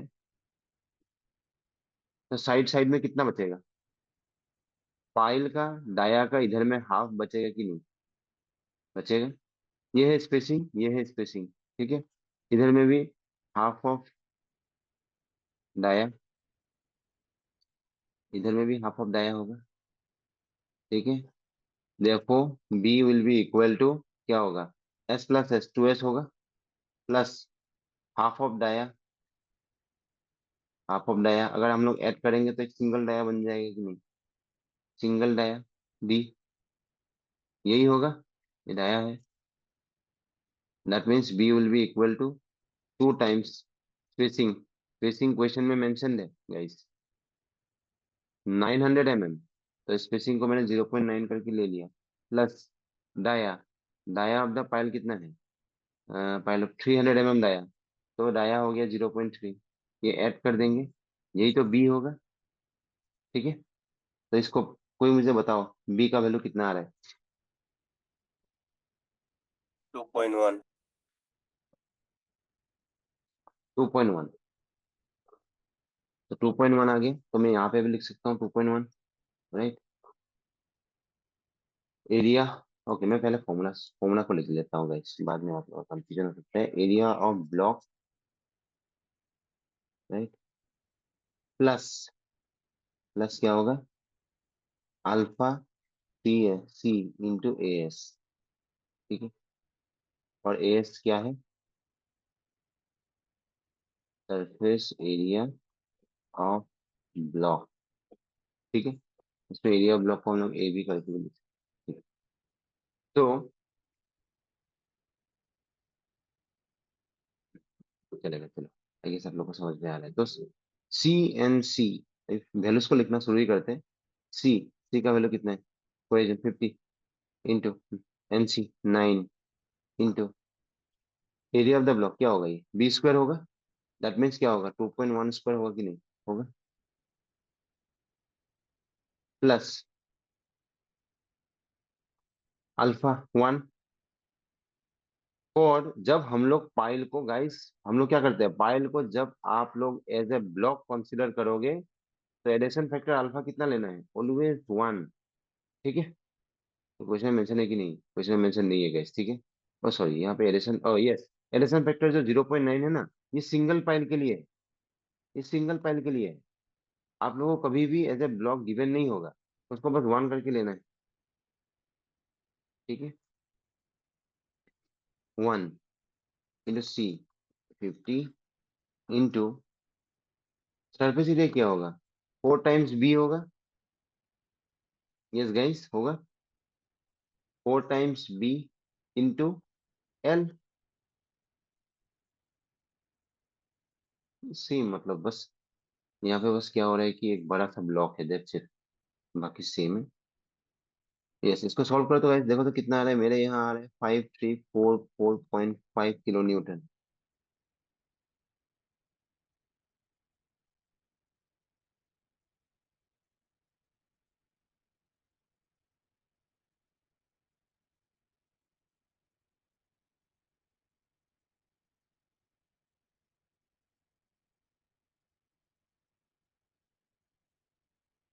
सही है। सही है, राइट, ठीक है। तो दोनों में से अगर आप कंसिडर, अब अगर कंपेयर करोगे तो कौन सा छोटा है, आपका इंडिविजुअल की तरफ से जो वैल्यू आया वो छोटा है, राइट। मतलब कि इंडिविजुअल आपको बता रहा है कि स्ट्रेंथ इतना है, एज ए ग्रुप बता रहा है कि स्ट्रेंथ इतना है। ठीक है, तो इसीलिए देखो हम लोग एक्चुअली पायल ग्रुप यूज करते हैं, ठीक है, क्योंकि as a block, as together, मतलब कि उनका स्ट्रेंथ ज्यादा ही होता है। ठीक है, तो इंडिविजुअली हम लोग को दिखने में आ रहा है कि इसका स्ट्रेंथ इतना है, तो ब्लॉक शेयर स्ट्रेंथ में हम लोग को दिखने में आ रहा है कि स्ट्रेंथ इतना है। दोनों में से स्ट्रेंथ कौन सा मानते हैं, हमेशा जो छोटा होगा उसी को लेना है। ठीक है, क्योंकि अगर आप बड़ा को ले दोगे तो इंडिविजुअल के हिसाब से आपका फाइल फेल कर जाएगा, क्योंकि ये तो बस इतना ही ले सकता है। ठीक है, तो therefore ultimate load capacity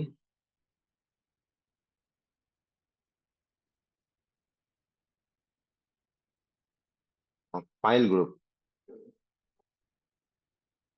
is equal to क्या होगा, minimum of QUG individual and QUG block. ठीक है, तो हम लोग को इस केस में पता चल गया कि QUG will be equal to 3339.9 kilo newton नहीं आ रहा था, राइट। हेंस क्वेश्चन में क्या पूछा गया है, safe bearing, safe load capacity, hence safe load capacity is equal to 3339.9 by 2.5। ठीक है, तो सॉल्व करके देखो कितना होता है।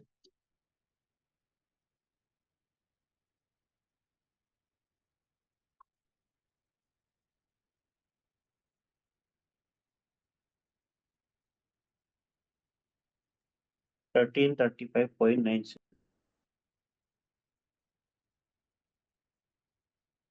1335 किलो न्यूटन। ठीक है, तो अब जाके एक क्वेश्चन कंप्लीट। ठीक है, okay, write down next question. Okay, सबका हुआ कि नहीं,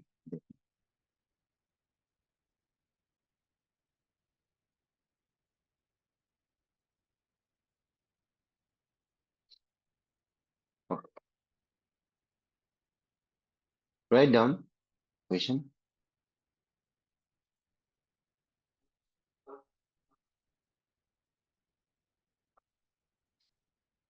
200 mm diameter, 8 meter long piles are used as foundation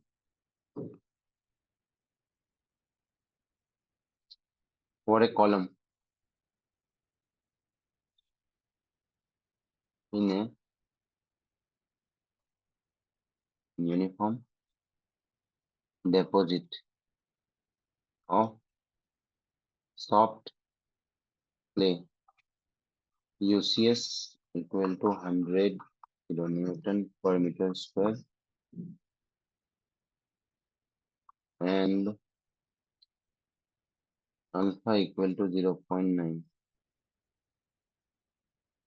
There are 9 piles arranged in a square pattern of 3 by 4. A group efficiency of 1. Find the spacing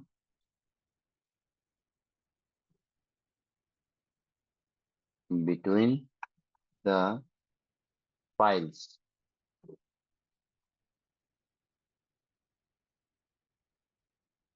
Neglect bearing.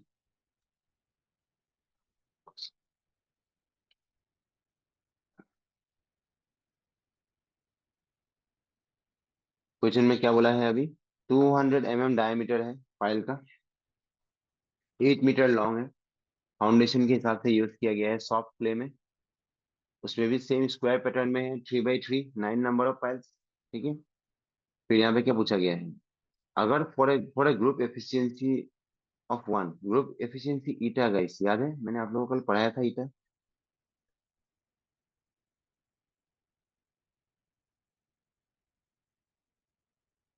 Yes, याद आ रहा है जो group, फिर Q U, N into Q U, ऐसा कुछ था, यही था। तो ऑलरेडी मैंने बोला ही था कि डिजाइन के लिए हम लोग हमेशा ईटा को 1 करके मान के चलते ही हैं। ठीक है, that means Q U G is equal to N into Q U. ठीक है, तो ये चीज गाइस अगर गिवन नहीं भी होगा उसके हिसाब से एज्यूम करना। ठीक है, या फिर अगर अलग एफिशिएंसी बोला जाएगा तो उसको ले लेंगे, बट कुछ भी गिवन नहीं है तभी भी आप लोगों को क्या लेना है, 1 करके ही लेना है। चलो इसको करते हैं अभी। गैस आसान क्वेश्चन है गाइस ये सब। ठीक है, डायमीटर कितना है? 0.2। Length of the pile L 8 metre है। कोएजन का वैल्यू सी, वो क्या होगा? UCS/2, 100/2, 50। अल्फा, अल्फा कितना है? 0.9। ठीक है, तो क्यू यू अगर हम लोग एक सिंगल पाइल के लिए देखेंगे, वो क्या था? CNC into A B plus alpha C into A S. लेकिन यहाँ पे क्या बोला है? नेग्लेक्ट बियरिंग, बियरिंग स्ट्रेंथ को नेग्लेक्ट करो बोल दिया, तो बस क्या बचेगा? फ्रिक्शनल, नेग्लेक्ट करके लिख देता हूँ, राइट? नेग्लेक्ट। तो Q U will be equal to alpha C into A S. तो क्यू यू कितना होगा? 0.9 alpha into C 50 into A S 5 DL।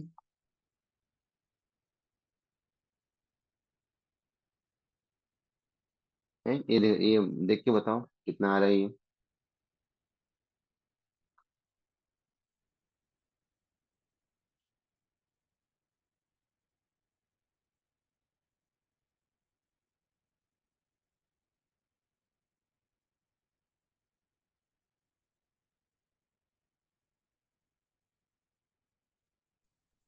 Two to 6.19. तो 6.19 kilo Newton.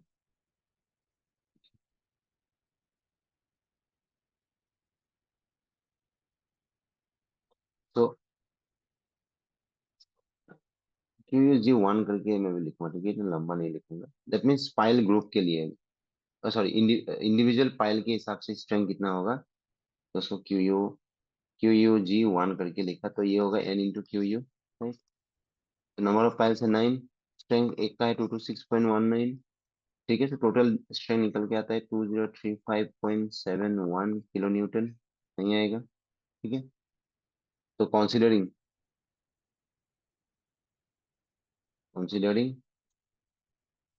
as a block QUG2 must be equal to QUG1, ठीक है। Question में देखो क्या पूछा है, क्वेश्चन में आप लोग को निकालना है कि स्पेसिंग कितना होगा फाइल का बीच में, ठीक है, स्पेसिंग एस कितना होगा, ठीक है। अभी हम लोग क्या करेंगे, अब देखो कंसीडरिंग एज ए ब्लॉक करके मैंने लिखा है, तो QUG, ये मैंने 1 क्यों लिखा है, क्योंकि एफिशिएंसी 1 करके लेना होता है, राइट। एफिशिएंसी अगर 1 करके लेना है, that means QUG by N into QU, या फिर QG into N into QU, this must be equal to 1। That means group का स्ट्रेंथ कैपेसिटी क्या होगा, number of piles multiplied by strength of a single pile, यही होगा, ठीक है। तो कंसीडरिंग एज ए ब्लॉक का मैंने QUG2 करके लिया है, तो this must be equal to QUG1। I guess this clear हुआ यहाँ तक। अभी हम लोग क्या कर सकते हैं गाइस, ठीक है। अब देखो QUG2 is equal to, formula क्या था, अल्फा इंटू सी, ब्लॉक के लिए अभी, ठीक है। ब्लॉक के लिए क्या था, perimeter into length of the pile, यही था।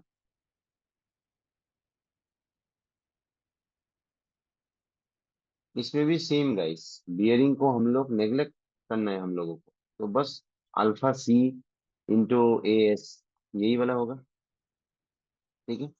तो अल्फा, अल्फा क्या होगा ब्लॉक के लिए हमेशा 1 इंटू पोजिशन कितना है 50 इंटू एस क्या होगा, एस होगा, मैंने लास्ट क्वेश्चन में देखो फॉर्मूला लिखाया था, यही होगा एस, ठीक है।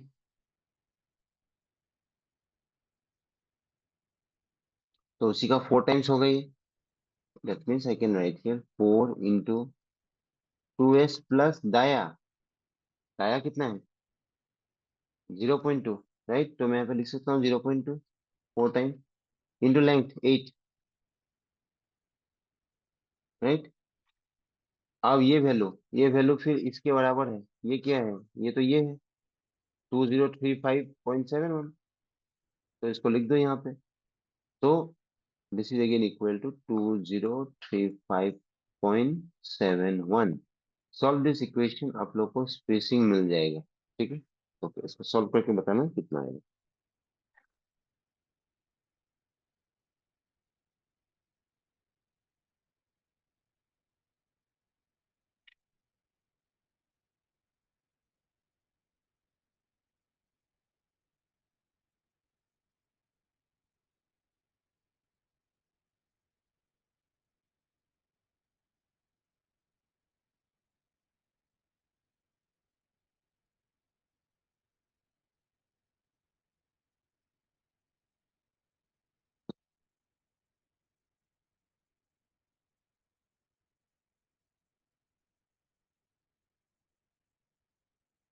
इसी का आगे है क्या स्पेसिंग, ओके 5, हाँ 536 mm, ठीक है।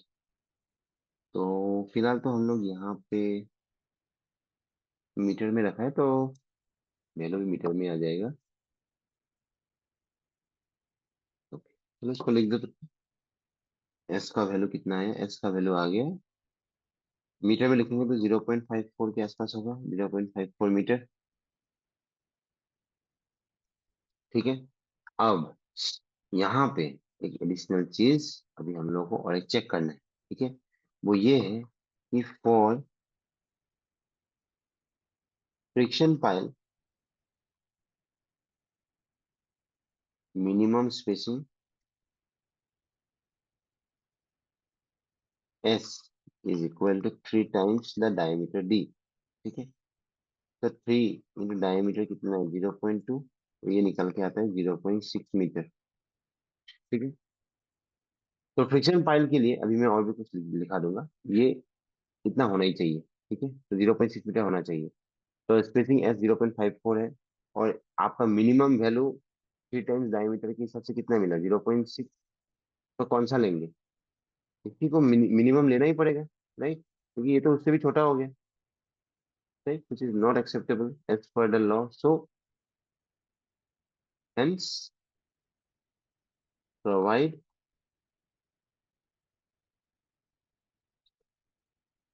Spacing as 0.6 metre. ठीक है, तो फ्रिक्शन पाइल मैंने क्यों लिखा, बियरिंग कैपेसिटी को सीधे नेग्लेक्ट कर दिया है, राइट। तो फ्रिक्शन पाइल के लिए मिनिमम स्पेसिंग आपका 3 टाइम्स द डायमीटर होना चाहिए, तो हम लोग को प्रोवाइड स्पेसिंग एज 6 मीटर करना पड़ेगा। ठीक है, अब यहाँ पे गाइस नोट करके लिख लो आप लोग भी, नोट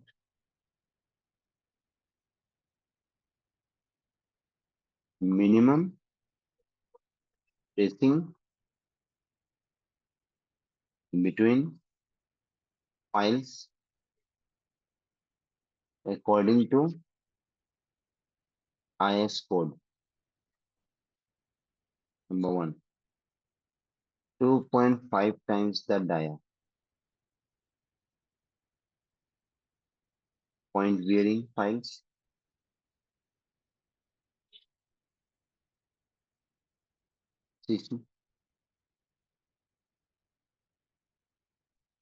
सेंटर टू सेंटर। ठीक है, और सैंडी के लिए है ये। ठीक है, next number 2 we can write 3 times the dia होना चाहिए, इसके लिए, और फ्रिक्शन पाइल्स। ठीक है, सॉइल, क्लेई सॉइल।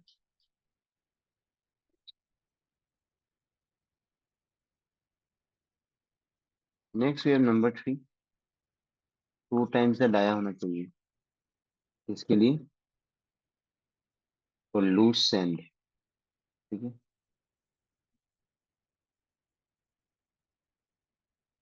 या फिर कोई अगर एक फील्ड डिपॉजिट, मतलब आप कहीं से मिट्टी लाके कहीं पे डाल रहे हो, ठीक है, तो जहां पे आप डाल दिया उसके ऊपर अगर आप पाइल डालते हो, राइट, तो दैट मीन्स वो फील्ड डिपॉजिट हो गया, तो उसके लिए 2 टाइम्स द डाया होना चाहिए।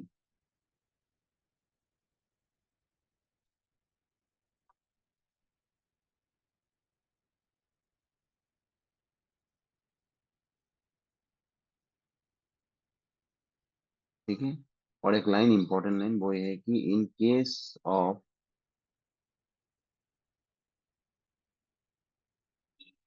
Non circular piles diameter of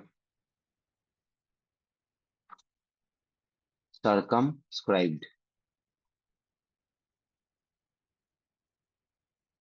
circle is taken as diameter।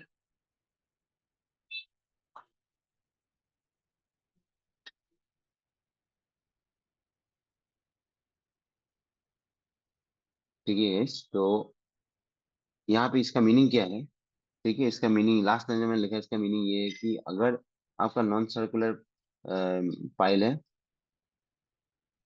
ठीक है, तो पाइल तो अभी तक हम लोग डाया डी डी करके यूज कर रहे हैं, राइट। तो इस केस में क्या करेंगे, जो इसका सरकमस्क्राइब सर्कल बोलते हैं, मतलब कि जो आपका डायगोनल है, ठीक है, उसी को हम लोग डी मान लेते हैं, और उसके हिसाब से जो भी आपका सर्कल जैसा भी बनेगा, ठीक है, उसके हिसाब से जैसे भी आपका सर्कल बनेगा, ठीक है, ये समझ लो कुछ ऐसा बनेगा। ठीक है, स्क्वायर। तो डायगोनल को बस हम लोग को क्या करना है, we have to consider this as the diameter. ठीक है, डायगोनल को ही ऐसे डायमीटर लेके आगे हम लोग सोल्यूशन करेंगे, ठीक है। सोल्यूशन करना है मतलब कि अगर आपका पाइल का ऑलरेडी, तो हमेशा क्या होता है डायमेंशन में, अगर आपको बोला जाएगा let's consider 300 by 300 square pile, तब आप क्या करोगे? तो आपको उसका डायगोनल का लेंथ को निकालें, ठीक है। फिर उसी को डायमीटर मान के आप सोल्यूशन कर सकते हो। ठीक है, यहाँ तक क्लियर है, राइट। चलो एक आखिरी क्वेश्चन करते हैं, ठीक है, then we can wrap up our design of, I mean bearing capacity वोट फॉर डी फाउंडेशन। चलो foundation will be completed, so you write down question, design a pile group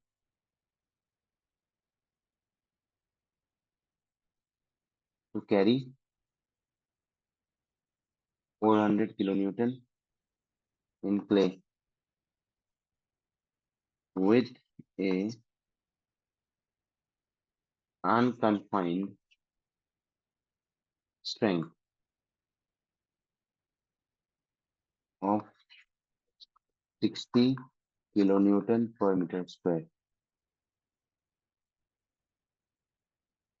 Adhesion factor may be taken as 0.6.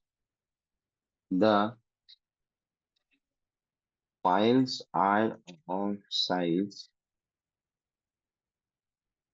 300 mm and 6 meter long. Assume factor of safety equal to 2.5.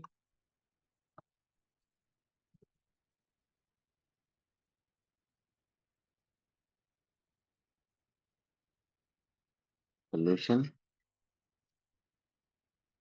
QS equal to 400 kilonewton, ठीक है।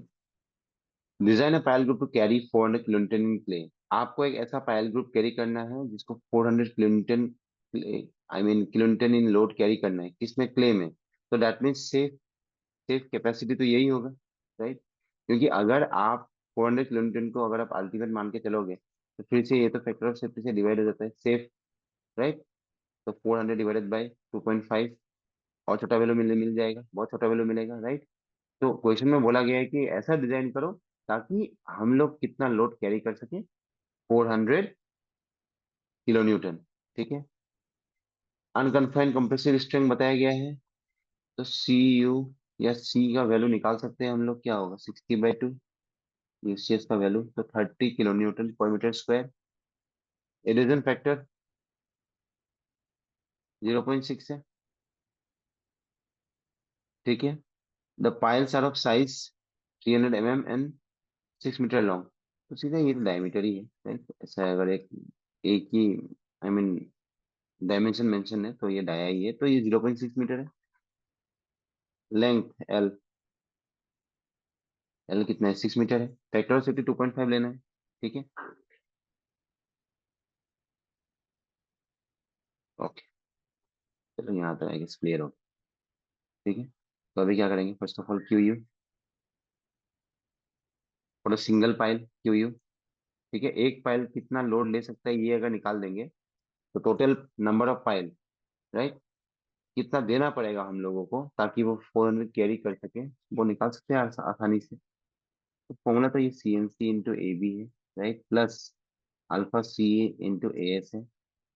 Cohesion है 30, NC का value हमेशा 9, right.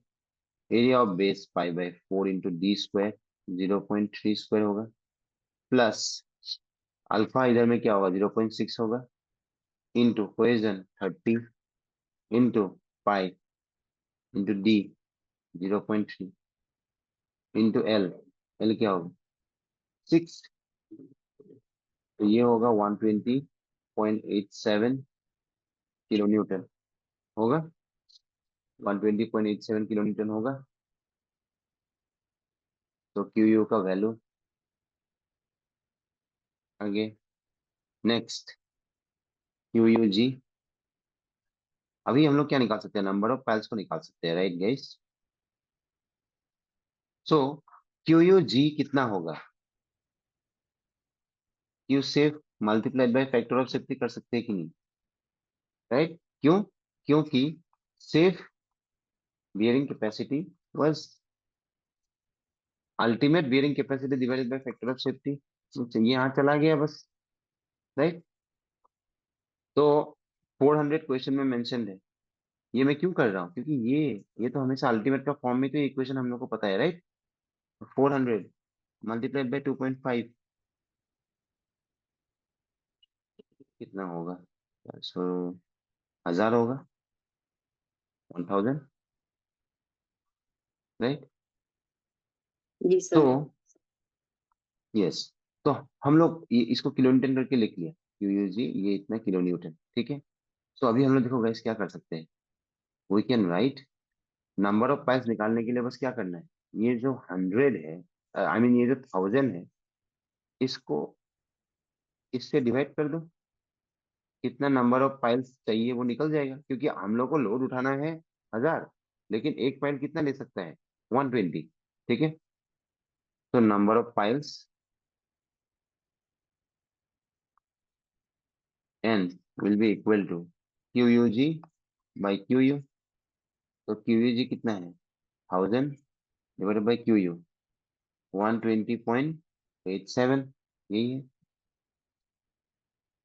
तो यहाँ से हम लोग को क्या मिल रहा है, n is equal to, okay इसको सॉल्व करके बताना तो कितना आ रहा है ये,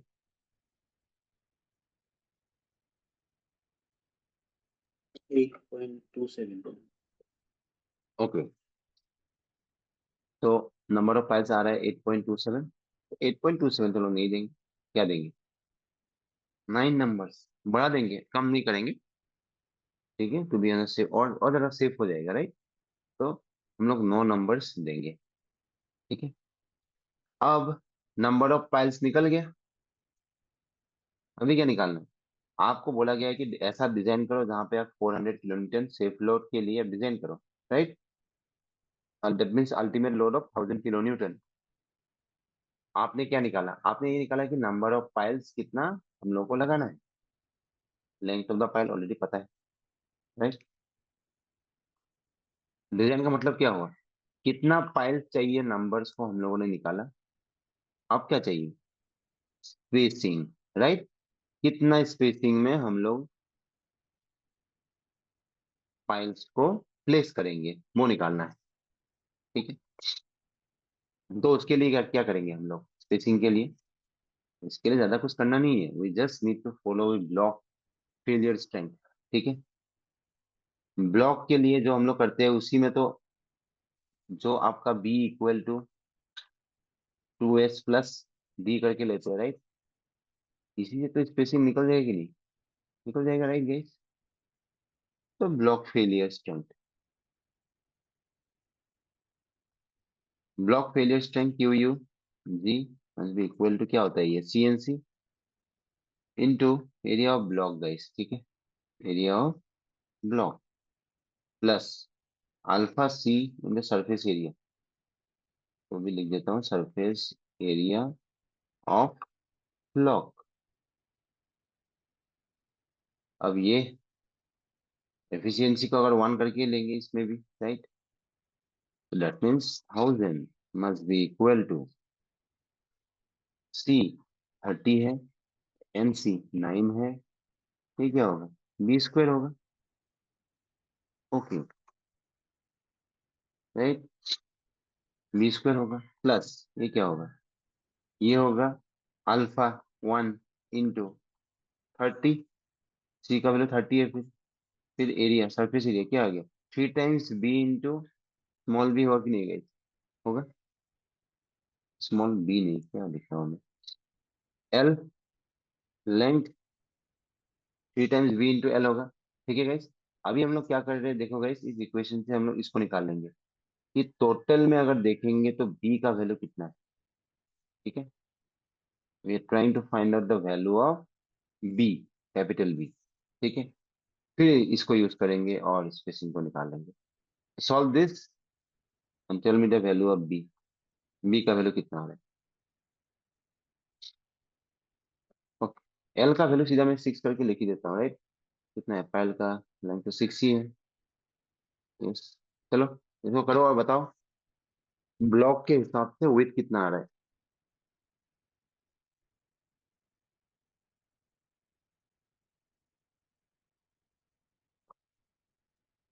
sir surface area 3 times of B होगा। Yes, surface 3 area of times of, block. Yes. Yes, good, minimum spacing वही होगा। तो पहले, नहीं, पहले एक्चुअली कितना रिक्वायर्ड है वो हम लोग निकालते हैं, फिर हम लोग चेक करते हैं कि मिनिमम कितना चाहिए। ठीक है, जैसे कि हम लोग उधर करते थे ना, आप कॉलम डिजाइन या फिर बीम डिजाइन, जो हम लोग स्पेसिंग निकालते थे, राइट। तो स्पेसिंग में क्या करते थे, एक तो हम लोग फॉर्मूला से निकालते हैं, फिर हम लोग लिखते हैं कि it should be minimum of this, 3 values होता है, राइट। तो सेम यहाँ पे भी सेम, पहले आप निकालो कि रिक्वायरमेंट कितना है, फिर मिनिमम को चेक करो। ओके। ओके, यहाँ पे बी का वैल्यू कितना है, 1 आया। 1.16 8 1.1, चलो 1.17 करके मान लो। ठीक है, सो बी, बी फिर क्या है, बी है आपका 2s plus B, this must be equal to 1.17। ठीक है, so 2 times the spacing plus diameter है 0.3, so this must be equal to 1.17। solve this, spacing आ जाएगा।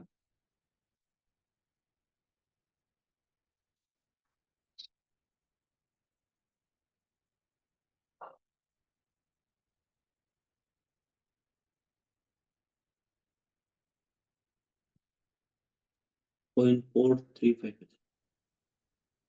यस, 0.35 आ गए। आइए सबका आ रहा है ये। अब हम लोग चेक करेंगे कि मिनिमम स्पेसिंग कितना देना होता है। 0.435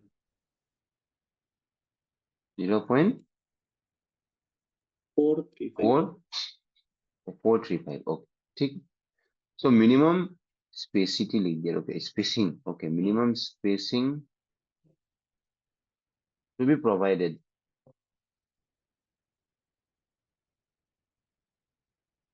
कितना होगा, 3 टाइम्स द डी होगा।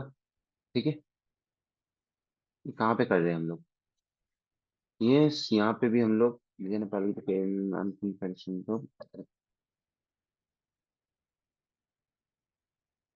क्ले में है। तो क्ले में आपका फ्रिक्शन के वजह से मेन स्ट्रेंथ हो, तो ये बताओ मुझे 3 टाइम्स डी ये कितना आ रहा है, डायमीटर कितना था, 0.3 था, राइट। यस, देखो ये कितना आ रहा है मुझे बताओ।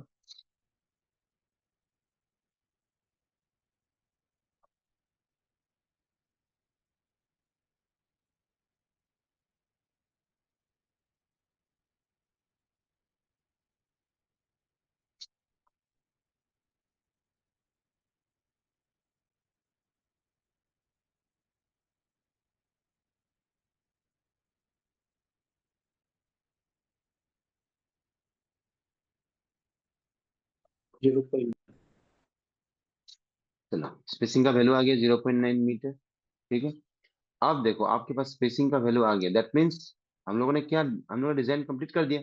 हम लोगों ने निकाल दिया कि जितना सेफ लोड कैरी करना है उसके हिसाब से we have to place 9 number of piles, right.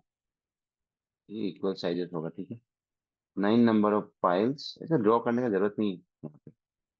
ठीक है, तो ऐसे 9 नंबर ऑफ पाइल्स हम लोग को प्लेस करना पड़ेगा एट ए स्पेसिंग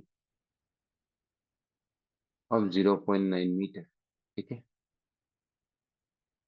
एक ही साइड में दिखा देता हूँ इसको,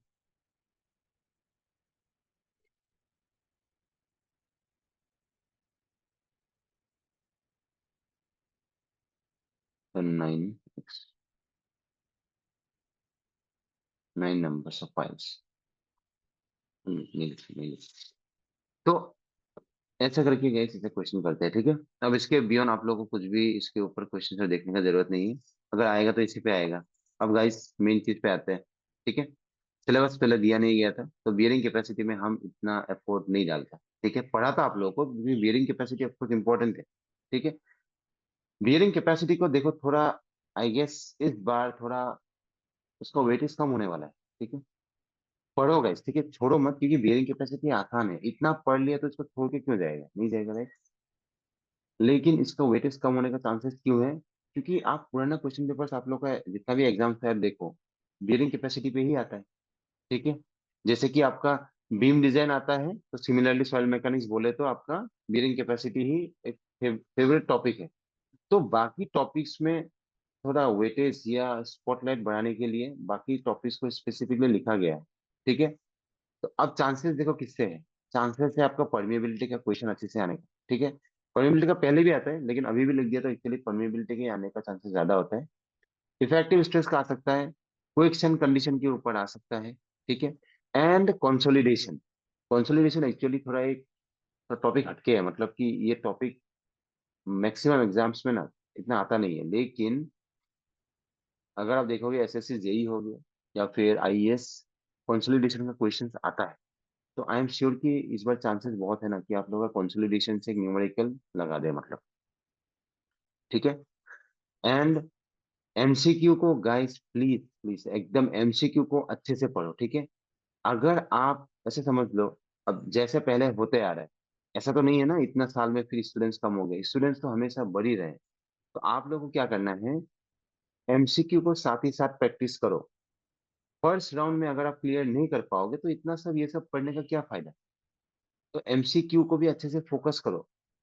ठीक है, क्योंकि मैं आपको एक रियल बात बताता हूँ, वो ये है कि एमसीक्यू जब आपका एग्जाम हो जाएगा, एमसीक्यू का एग्जाम हो जाएगा गाइस, उसके बाद भी आप लोगों को टाइम मिलेगा मेंस के लिए थोड़ा पढ़ने का।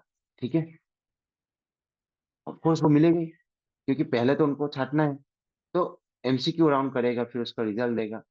तो इसीलिए एमसीक्यू को गाइस अच्छे से पढ़ो, ताकि मैं आई हैव सीन, मेरा बहुत सारे ऐसे अच्छे से स्टूडेंट्स है जो पहला बहुत अच्छे हैं, मतलब कि पहले से थे, I mean subjective wise they are very strong, very strong, मतलब कि टॉपिक बोल दो, आप क्वेश्चन दे दो, वो लोग सॉल्व कर लेते हैं। लेकिन एमसीक्यू में फिर वीक थे। ठीक है, एमसीक्यू में वो लोग क्वालिफाई नहीं करे, फिर फायदा ही नहीं रहा। ठीक है, एंड ऐसा नहीं है कि एमसीक्यू एग्जाम क्लियर करना बहुत टफ है। लेट्स कंसीडर 100 वैकेंसी, 1:11, जैसे पहले हुआ था आई गेस 1100, राइट। ऐसा इतना numbers of candidates will qualify for the subjective round, right. Next we have like total applicants कितना होगा, आई एम एक्सपेक्टिंग 3500 ऐसा कुछ, राइट। तो सीरियस कैंडिडेट्स कितना है गाइस, वो मेन सवाल है ना। जो नया नया अभी बीटेक करके आया है, कोई कोई होता है कि जो नहीं मुझे अभी पढ़ना है एक ही बार में निकालना है, आई have seen those attitude, but 90% क्या होता है ना, अभी तो पढ़ के आया हूँ, अभी हो जाएगा, कितना पढ़ेगा राइट। तो I mean the real percentage of student जो एग्जाम के लिए आई मीन रियली सीरियस है ना, उसको अगर मैं ज्यादा भी मानूंगा ना, तो वो 1000 के आसपास भी नहीं पहुंचेगा। ठीक है, 1000 के आसपास भी नहीं पहुंचेगा। आप लोगों का स्टेट में एक्चुअली क्या होता है कि सिविल इंजीनियरिंग ही is being opted for 90% of student जो इंजीनियरिंग करता है। अभी का सीन हमको पता नहीं है right, but back up till 2019 2018 I have seen कि मैक्सिमम स्टूडेंट जो भी होते हैं ना सिविल ही पढ़ते हैं, राइट। क्योंकि सिविल में यू हैव सीन कैसे आदमी का तरक्की होता है, राइट। सिविल में अरुणाचल में अलग ही है मतलब। तो मेरा जान पहचान दोस्त है जो आईएएस का सर्विस तक छोड़ दिया, मतलब अरुणाचल में ये आने के लिए। तो इसीलिए आप लोगों को क्या करना है कि ये मान के चलो कि मतलब बैकलॉग स्टूडेंट्स बहुत है। ठीक है, जब एक टाइम पीरियड ज्यादा हो जाता है ना, तो जो रियल में जो मेहनत कर रहे हैं ना, उनका नंबर्स भी थोड़ा घट जाता है। ठीक है, तो 1000 से कम ही होगा। तो इसलिए मैं बोल रहा हूँ कि एमसीक्यू राउंड आप आसानी से क्लियर कर सकते हैं। ठीक है, उसके बाद ही हम आप मेंस के लिए साथ ही साथ पढ़ते रहो। बट मेंस मेंस के लिए कुछ कुछ टॉपिक को अगर आप सोचोगे कि मैं एमसीक्यू राउंड के बाद पढ़ लूंगा, ठीक है, रिवाइज कर लूंगा अच्छे से, वो भी आपको मौका मिलेगा। ठीक है, ठीक है गाइस, तब तो बस पढ़ना है अभी। ठीक है, बाकी सब भूल जाओ। ठीक है, गर्लफ्रेंड बोलते हैं कि अरे मेरे से बात नहीं करते हैं, मुझे टाइम नहीं देते, उसको बोलो कि पहले मुझे पढ़ने दो अभी। ठीक है सच में प्यार करता है तो she will wait, I am sure. Same goes for the girls. ठीक है, ठीक है गाइस, तब तो okay, have a nice day. कल फिर कंटिन्यू करते हैं। ठीक है सर। सर यस, कल क्या टॉपिक करेंगे सर? कल देखता हूँ। ठीक है, मैं कंसोलिडेशन की तरफ जाने के लिए सोच रहा हूँ, मतलब कंसोलिडेशन ही पढ़ लेंगे। ओके, कल मैं क्या करेंगे, कल मैं क्या पढ़ाऊंगा, इफेक्टिव स्ट्रेस हम लोगों ने पढ़ा था, राइट? इफेक्टिव स्ट्रेस को आज थोड़ा सा आप लोग देख लो। ठीक है, कल इफेक्टिव स्ट्रेस का ही एक्चुअली ये कंटिन्यूड टॉपिक है, जो आपका क्विक्शन कंडीशन है। ठीक है, क्विक्शन कंडीशन है, तो क्विक्शन कंडीशन को पढ़ेंगे एंड उसके बाद हम लोग कंसोलिडेशन में आ जाएंगे।